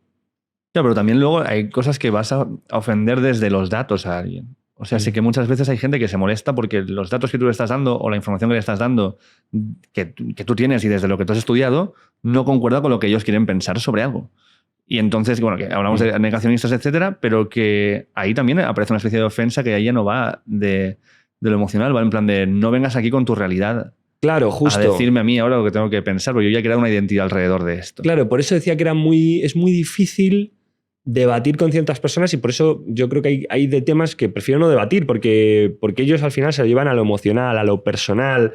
Cuando tú estás dando datos objetivos y estás intentando ser súper aséptico. Entonces, claro, estamos en un punto en el que todo el mundo tiene una voz. Eso tiene 1000 cosas positivas. Yo creo que es algo positivo. Tiene 1000. Yo siempre que me hablan de redes sociales, digo, pues mira, yo creo que tendrán cosas malas, seguro. Tendrán adicciones a las redes sociales, pero también tienen cosas buenas. O sea, la gente puede estar más informada, la gente puede tener más conocimiento. Pero claro, también pues, la opinión de todo el mundo se escucha en todas las circunstancias y luego muchas veces nos vemos un vídeo de 2 minutos de algo y ya pensamos que somos eruditos sobre ese tema o pensamos que eso que se ha dicho en ese vídeo es una realidad 100%. Pues yo siempre digo que los vídeos que yo grabo y demás, probablemente haya un día en el que yo meta la pata estrepitosamente. Puede pasarme. O sea, que soy consciente que yo intento estudiarme, intento prepararme cada tema, intento mirármelo de arriba abajo. Pero puede que llegue un día en el que diga, ostras, pues he patinado. He patinado porque al final estoy hablando todos los días de cosas científicas y aunque intentes estar actualizado, aunque intentes estudiártelo, pues justo puedes cometer un error. O sea, que eso puede pasar. Sí, pero también esa es la parte para mí que luego se critica mucho de la ciencia, que es que a veces se dice mucho esto y luego se dan cuenta años después de que no era eso. Y se dice como una parte crítica en el hecho de decir, ¿ves? No te puedes fiar porque el año que viene te van a decir que es una cosa diferente. Claro, pero eso es más que lo criticable, yo creo que eso es lo guay de la ciencia, que efectivamente estamos en continua revisión de verdad. O sea, tú puedes hacerte revisiones en tus opiniones personales, en revisiones de estoy de acuerdo con la política de derechas o con la política de izquierdas, estoy de acuerdo con esta política social o estoy de acuerdo tal. Puedes hacértelas o puedes no hacértelas y ver la visión del mundo como si fueras de un equipo de fútbol y voy a ir con esto a muerte siempre. Pero la ciencia está en continua revisión. Siempre estamos en continua revisión. Entonces creo que es algo positivo esa continua revisión y si aprendemos algo nuevo, lo comunicamos y cambiamos de opinión. Claro, es que esto es lo que creo que muchas veces no se ve, ¿no? De que muchas veces hay creencias que se establecen como que algo es positivo o que tiene un valor alto porque se lleva haciendo así desde hace mucho tiempo, o la palabra ancestral. Es que esto es un conocimiento ancestral. Y se pone eso por encima de la revisión periódica del conocimiento que se tiene ahora mismo. Como que cuando algo es más viejo y menos se ha revisado eso y se ha aceptado como una verdad durante los siglos, más válido es esto como una forma de ver las cosas que cuando estás revisándolo todo el rato. Y eso pasa en el hospital también, ¿eh? Esto se ha hecho siempre así. Claro. Esto se ha hecho siempre así. Hombre, ya, a lo mejor no lo hemos hecho del todo bien o podemos mejorarlo un poco. Ajá. Eso pasa, si es que eso pasa. Si yo entiendo a la gente. De verdad que yo entiendo que se pueden sentir a veces desconcertados, que puedan sentir, y entiendo, joder, en el momento pandemia lo entiendo total. Cuando la incertidumbre era brutal, entiendo que haya esas dudas, que hayan esos miedos, que digan, pero esto será verdad, no nos estarán engañando. Entiendo que todos nos volvamos un poquito conspiranoicos. O sea, pues yo creo que es normal. O sea, dentro de nada conspiranoico a nivel Bosé, pues a Miguel Bosé, pues yo creo que ahí hay escalones. Ajá. Y creo que puedes tener dudas de algo, y está bien que la gente se plantee sus propias dudas. Yo creo que es algo positivo total. Y es verdad que cuando no tienes muchos conocimientos científicos, y es que no todo el mundo tiene que tener conocimientos científicos, pues quizá el método científico te sorprenda o en algún momento te haga sentir inseguro. Y esto me acuerdo que esto lo decía en una charla o en una entrevista Neil deGrasse Tyson, ¿no? Que a mí es un divulgador que me ha gustado mucho durante mucho tiempo. Tiene la serie Cosmos y luego aparte ha hecho Star Talk y cosas que están muy chulas, ¿no?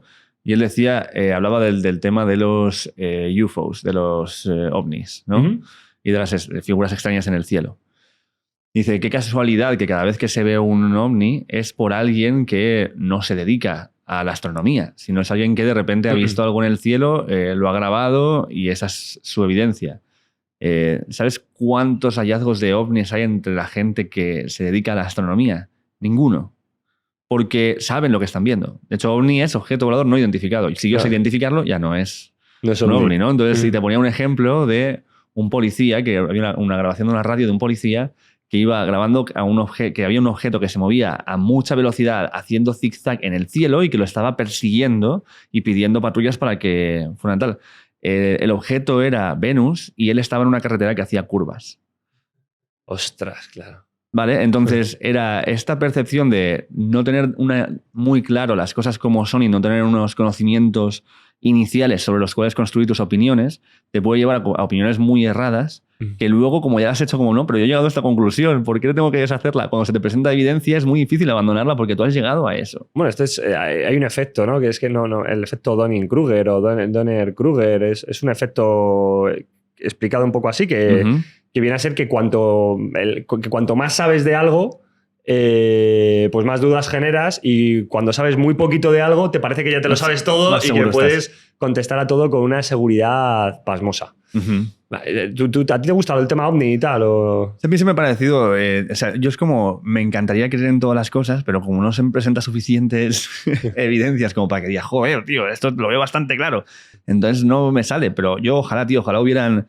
un día, tío, salga quien tenga que salir, un presidente, y diga, hey, que sí, mira, los ovnis, mira, aquí están, este se llama tal, este tal, el Sasquatch, el monstruo del lago Ness ahora está en el lago no sé dónde, está, y que todo era verdad, me fliparía, pero no, porque me parece que el mundo sería un puntito más divertido. Pero... A mí me pasa eso con la religión, a mí me fliparía creer. Te juro, me fliparía creer en alguna religión, ¿no? Yo he visto gente ahí pasarlo mal en situaciones como muy dramáticas y que han encontrado un consuelo brutal en la religión, han tenido ahí como algo a lo que aferrarse, creer y demás, y me fliparía ser igual. O sea, de verdad que me fliparía, no lo digo con cero ironía, tal, o sea, me encantaría poder tener eso, tener una fe en algo que me ayude en momentos difíciles, me encantaría, pero nunca la he encontrado. ¿Te has encontrado alguna vez con una situación donde la fe de alguien haya interferido en el tratamiento que debería de...? Sí, hay un capítulo del libro de un... No, ese justo no. No pasa nada. Hay un capítulo del libro de un niño testigo de Jehová. Bueno, los padres testigos de Jehová, se le iba a operar de un craneofaringioma, bueno, un tumor cerebral, y entonces, claro, había que tener sangre por una posible transfusión. Entonces, bueno, los padres, por supuesto, se niegan a la transfusión, pero como es un menor, pues pide su autorización al juez y el juez te da autorización para, si hace falta, transfundir al niño. y transfundirlo durante la cirugía y luego en el posoperatorio. Yo no le operé, no le anestesié yo, pero a mí me tocó en el posoperatorio.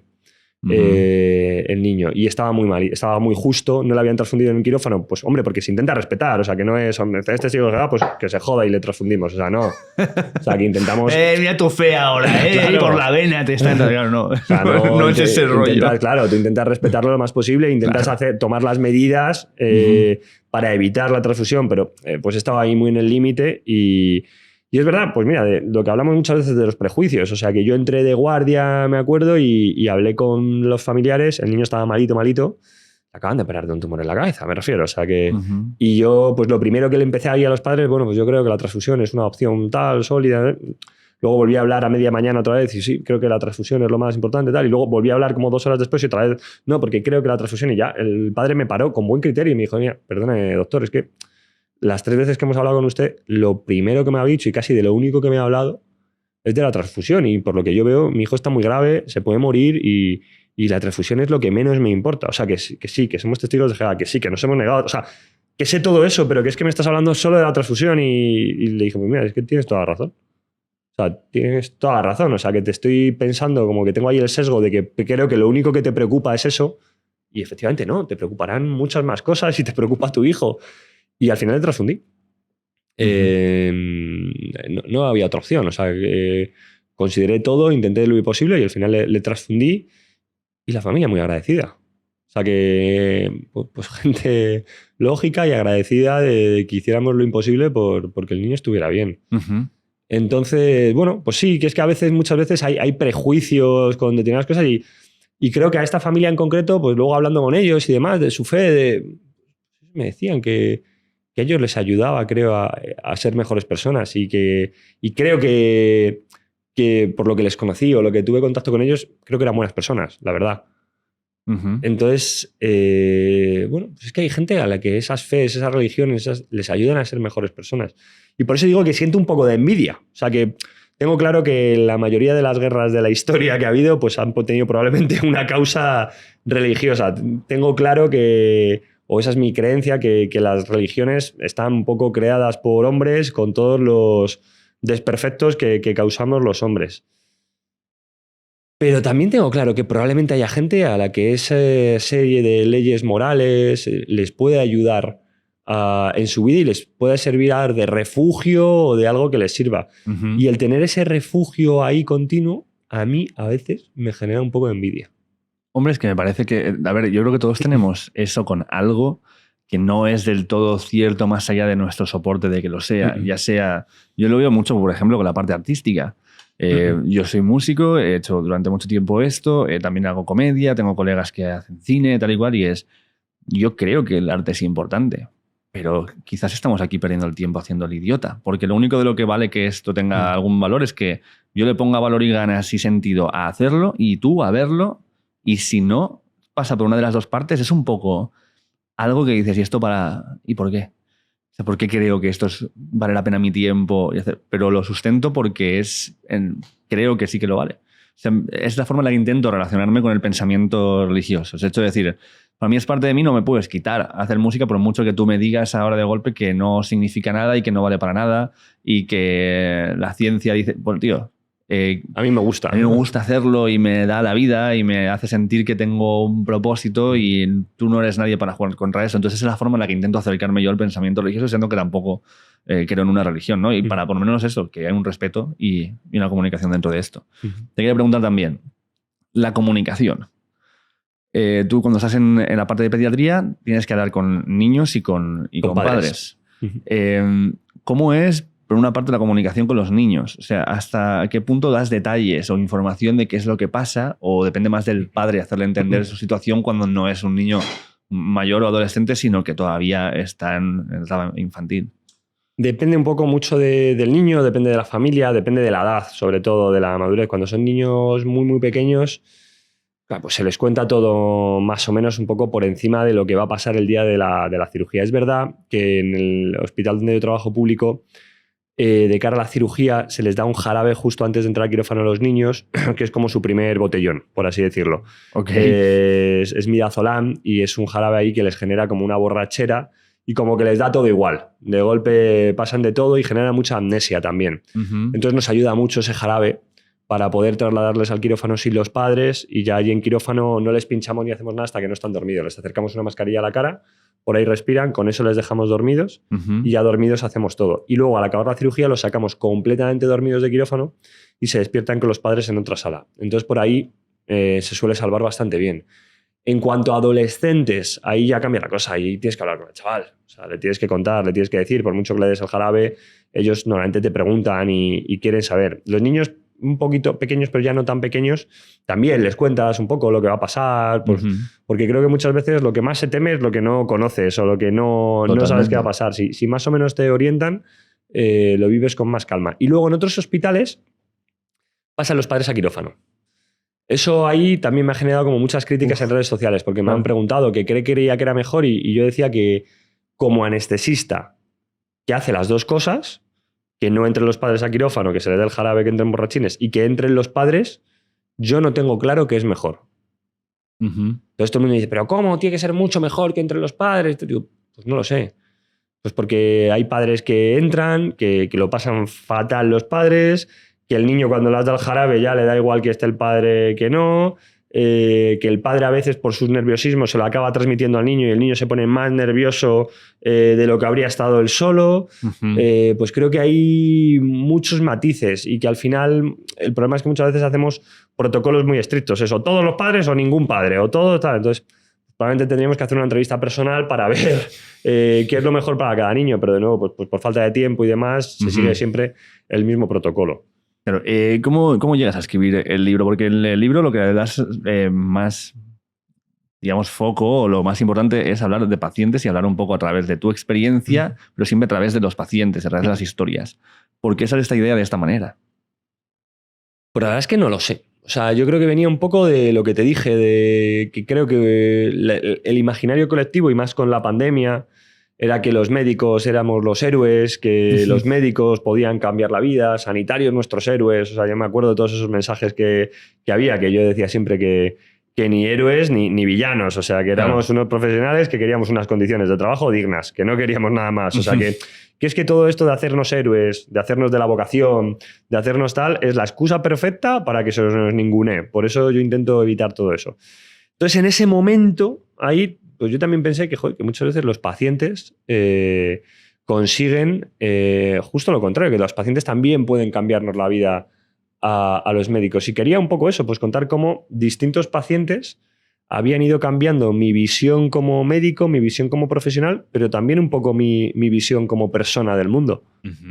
¿Y has notado que el hecho de aparecer tanto en redes sociales, vas por la tercera edición del libro, ¿no? Con lo cual están teniendo bastante éxito? ¿Ha influido de alguna manera en tu trabajo? ¿En que la gente te conozca o que sepa quién eres? No, yo creo que no. O sea, eso me lo preguntan, hay gente que me lo pregunta de, oye, ¿cómo ha cambiado tu vida? Y siempre digo lo mismo, digo, pues es que primero no soy Mario Casas, o sea, me refiero que yo voy por la calle andando y a mí nadie me reconoce, nadie me para, nadie tal, o sea, que yo vivo en el anonimato. Luego la gente del hospital pues ya me conocía, o sea, la gente que trabajaba conmigo ya me conocía de antes. Y a veces algún familiar te reconoce, pero suelen ser súper respetuosos. O sea, en general, la gente es hiper respetuosa y no te suele decir nada hasta que no acaba la cirugía. Eso me ha pasado varias veces, sobre todo en niños que le operábamos del corazón, de anestesia cardíaca y demás, que son cirugías a veces de 10 horas, 12 horas. Y ya al final de la cirugía o los días después incluso decirme, no, bueno, sí, yo sabía quién eras o te sigo, pero no te había dicho nada. No te había dicho nada hasta ahora, o te piden una foto después de muchos días. Eso sí ha pasado, pero no, a mí no me ha cambiado a nivel profesional. No me ha cambiado nada. O sea, sigo haciendo el mismo trabajo, todo igual. No ha cambiado en nada.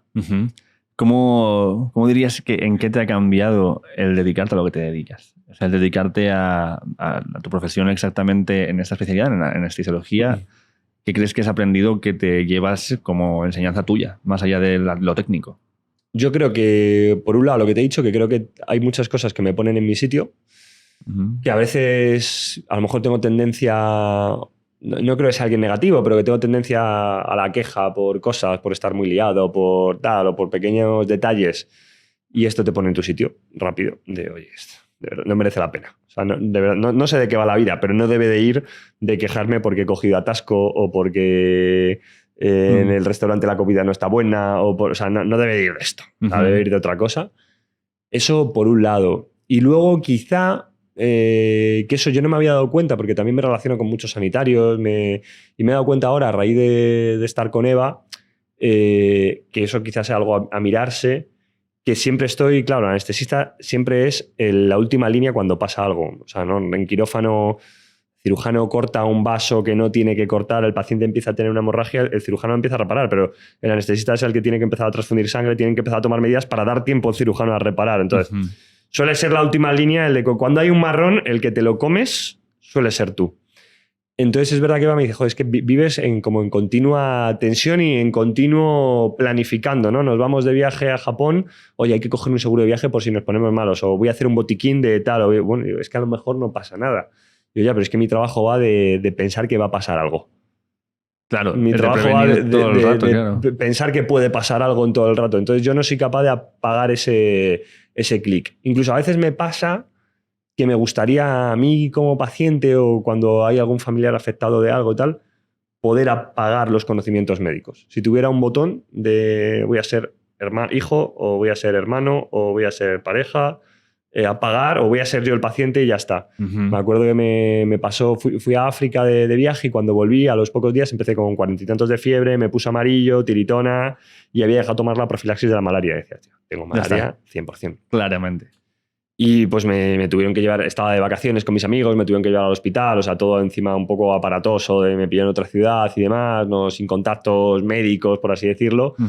Y les decía, tío, ojalá me pudiera, porque se me están pasando por la cabeza todas las complicaciones posibles de la malaria, que las tengo en la cabeza, y ojalá poder apagar y vivir tranquilo. Y luego al final lo que tenía era una gripe A, que había cogido en agosto en Cádiz. Pero hay veces que dices, joder, me gustaría poder apagar esto. Yo vi una cosa en un artículo hace ya un tiempo de que habían varios médicos en Estados Unidos que hacían o abogaban, sobre todo en ellos mismos y lo hacían a sus familiares, de dejar marcado una... ¿Cómo decirlo? No sé cómo se llama esto. ¿Un testamento vital? Sí, exactamente. Las voluntades médicas en caso de que estés inconsciente, ¿no? De no reanimar y no resucitar. Incluso que algunos lo tienen tatuado en el pecho y hay gente que lo tiene tatuado como para que... Sí, es verdad que lo del tatuaje y yo eso me lo planteo. Bueno, perdona, que te he interrumpido. Acaba ahí. No, simplemente quería saber qué opinas respecto de esto, porque lo que entendía por lo que se hacía este alegato desde estas personas que tomaron esta decisión era que desde su experiencia la calidad de vida y el cambio drástico de cuando tienen que reanimarte o resucitarte es tan bestia que preferían no tener que pasar por eso. Claro, es verdad. O sea, no sé si es tanto después de... O sea, que hay gente que ha tenido paradas cardíacas porque un atragantamiento o un tal y luego ha vivido su vida con completa normalidad. Por eso que creo que lo del tatuaje, joder, yo si alguien se atraganta y me encuentro un tatuaje de no reanimar, yo creo que reanimaría.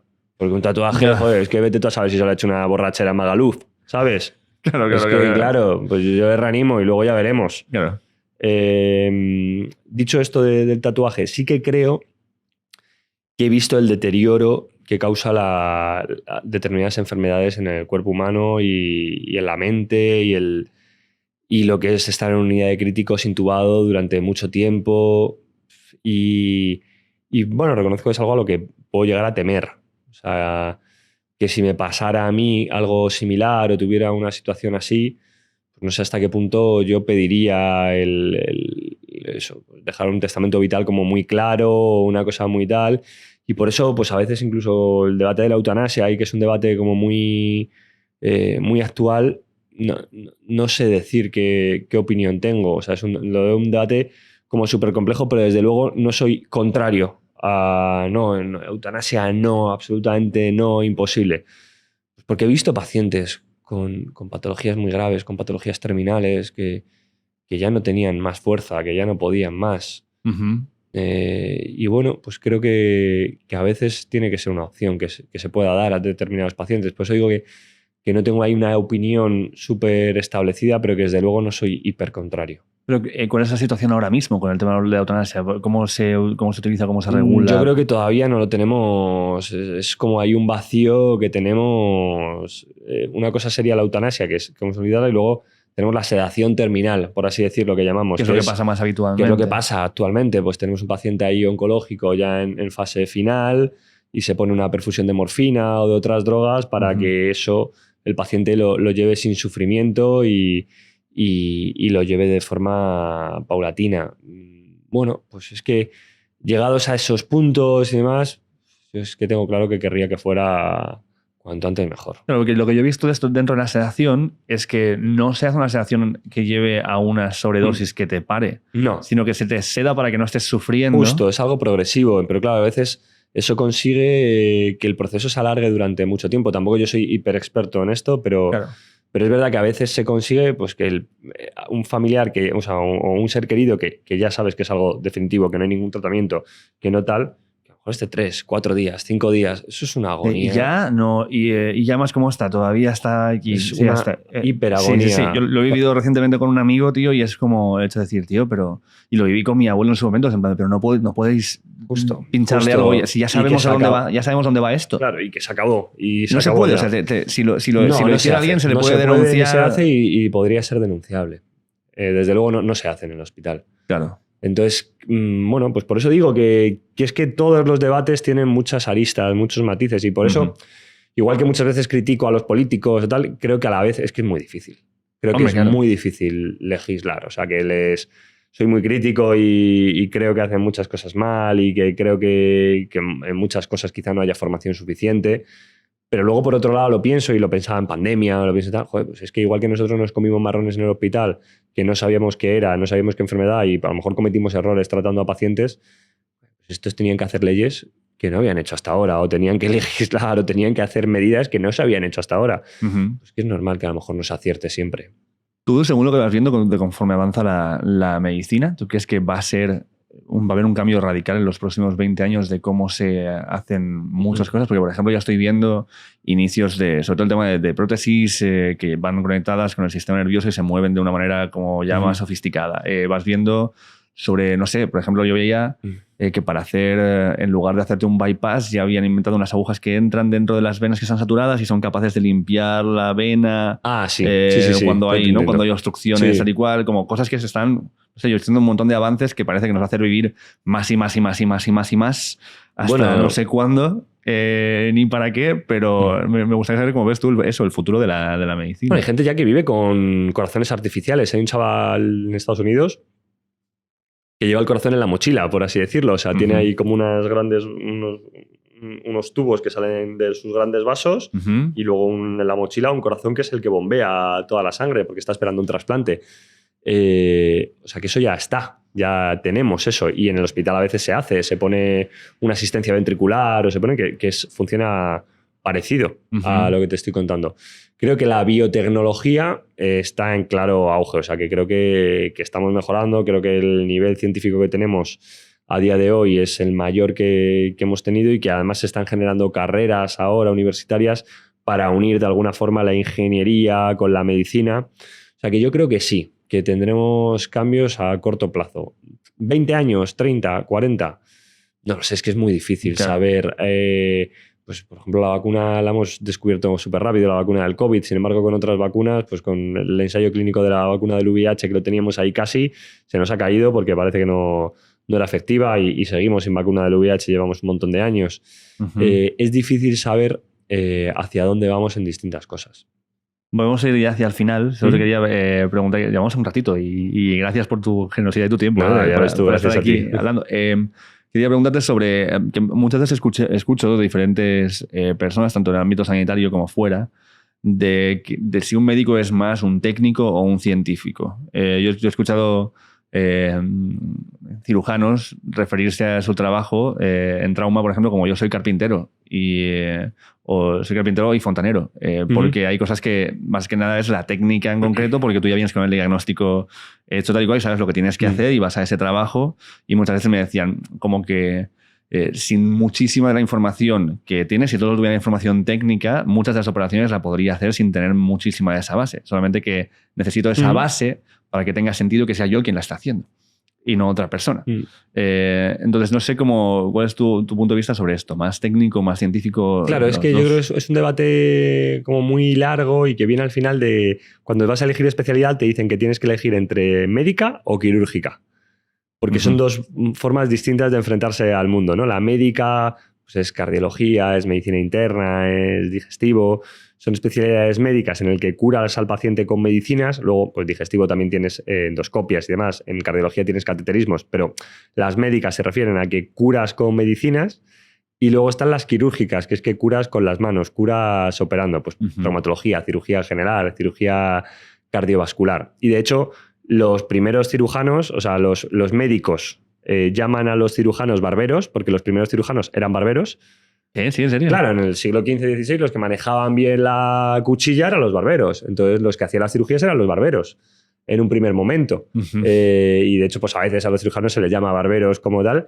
Y los cirujanos nos llaman a los médicos medicinos, porque curamos con medicinas, pero no sabemos curar con nuestras manos. Ok. Ahí hay un pique siempre hay un pique. Más o menos amistoso, siempre hay un más pique. Más o menos amistoso me gusta. En todo esto. Y sí, esto es verdad que es algo que pasa. Mira, yo se lo digo mucho, curiosamente, a mi barbero. A mi barbero le digo siempre, tío, qué buen cirujano serías. Y él me dice, ¿por qué? Y digo, tío, por tu habilidad manual. O sea, tú de un cirujano te das cuenta rápido si es bueno o malo por su habilidad manual. Cómo coge la pinza, cómo coge la tijera, cómo coge el bisturí, cómo hace los movimientos. Ahí, no digo ese sepa tal, pero sí puedes intuir. Y yo veo a mi peluquero y digo, tío, tienes un pulso de la hostia, tienes tal, cómo coges la técnica que tienes. Digo, tú serías un buen cirujano seguro. Tengo otro amigo que es artista, que es escultor, y le digo, tío, tú con la habilidad manual que tienes, serías un cirujano cojonudo. Lo que pasa es que, claro, para llegar a ser cirujano tienes que estudiar 6 años de carrera, tienes que tener muchos conocimientos, tienes que tener mucho camino recorrido para llegar a eso. Y es verdad pues que, claro, que a lo mejor el que llega a cirujano luego tiene menos habilidad manual que otro que no ha llegado a ese punto. En general, pues como siempre digo, todo tiene una curva de aprendizaje y la habilidad se acaba aprendiendo. Pero sí, quizá la parte médica, con entrecomillado todo, pero la parte médica quizá sea un poquito más científica, por así decirlo, y la parte quirúrgica puede que sea un poco más técnica, más manual, teniendo también mucho de científico, pues porque hay que saber si se pone una válvula en el corazón, hay que saber que estas válvulas es que funcionan mejor que las válvulas anteriores, entonces hay que hacer estudios, hay que investigar, hay que saber que esta sutura funciona mejor para que no haya fugas que otra sutura, o sea que todo tiene un punto científico.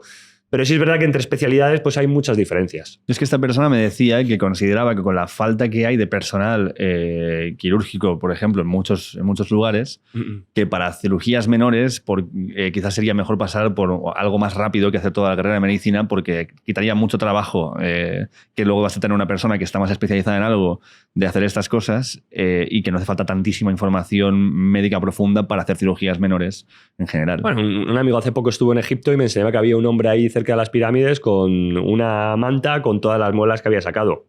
Estoy seguro que no había estudiado odontología. Claro. Pero bueno, pues estoy seguro también que sabía sacar muelas, o sea que porque tenía ahí su santuario de muelas para demostrarlo. Ajá. O sea que, bueno, pues probablemente haya en ciertos países en los que se hagan técnicas quirúrgicas o semiquirúrgicas por personal no cualificado. No cualificado a nivel de estudios, probablemente a nivel técnico lo acaben haciendo. Yo creo que podríamos estar aquí toda la tarde yo preguntándote cosas y curiosidades. Sí, lo que quieras. Vamos a dejarlo aquí de momento. Quizás en una otra ocasión nos encontramos, tío. Y luego, ahora cuando acabemos, pregúntame todo lo que quieras de entrevistas que te digo. Sí, no te mueves. Es que tienes entrevistado el otro día. Es que además me he metido a ver hoy, yo había escuchado varias entrevistas tuyas, pero me he metido a ver y digo 300 y pico, y digo, bueno, será que cada temporada él llama, o sea, en plan 309, ¿no? Que es temporada, claro, yo pensaba que era temporada 3, episodio 9. Ajá. Entonces me empezó a bajar y digo, no, que este ha hecho 300 y pico entrevistas. Sí, hemos hecho ahí. Pero es una pasada. ¿Y cuáles son tus 3 favoritas? ¿Me las podrías decir? No sé, tío, es que va cambiando porque siempre, primero que me olvido mucho de todas, porque son muchas. Y luego que va cambiando seguramente entre las últimas que me hayan impactado más. Ahora, por ejemplo, estoy muy contento de haber hecho las de Cindy Takanashi y Valerie Mai, porque son sobre el tema de la prostitución 2 puntos de vista diferentes, y me gusta cuando podemos hacer esto en el programa y publicarlas juntas. Para que se vean los 2 puntos de vista. Y además desde un punto donde ambas, cuando les comentaba que la otra iba a estar en el programa o había estado, reaccionaban de una manera en plan de, pues me parece muy bien que se vea el otro punto de vista. Y joder, eso a mí me parece algo muy bonito, guay, que es lo que en este programa pretendo totalmente, que es... Que pueda haber un debate es sano. Y intentar que la gente luche contra sus propios sesgos buscando más información y ampliándose. Entonces, por esa parte creo que estoy ahí, pero generalmente me gusta mucho, me lo paso muy bien cuando hay entrevistas de divulgación. Hoy quizás no está todo lo activo y hispado que podría, porque de nuevo, bueno, ya estoy aquí. Estabas acatarrado. Yo estoy aquí claramente no por el frío, sino porque habré pillado algo que no es COVID, porque me he metido pano en la nariz y me ha dicho que no. Pero bueno, que gracias por haber venido a estas, porque te lo juro que me las paso muy bien en las que son de divulgación, porque me gusta hablar mucho con gente que piensa sobre cosas muy concretas en este caso. Así que gracias, tío. Gracias a ti por invitarme. Y nada, para la peña, esto es lo general que siempre me despido aquí. Miraros Ciencia o Evidencia. Está en Podimo, escuchároslo, porque estáis en audio. No, en vídeo también. Vídeo ya? Sí, los 2 primeros capítulos son en audio, pero luego ya el resto están en vídeo. Perfecto, pues Ciencia o Evidencia en Podimo. El libro que lo tenéis aquí, Primero la vida, que está bastante cojonudo. Lo digo yo que me he leído la mitad más o menos y tengo ganas ahí de acabar y leer más.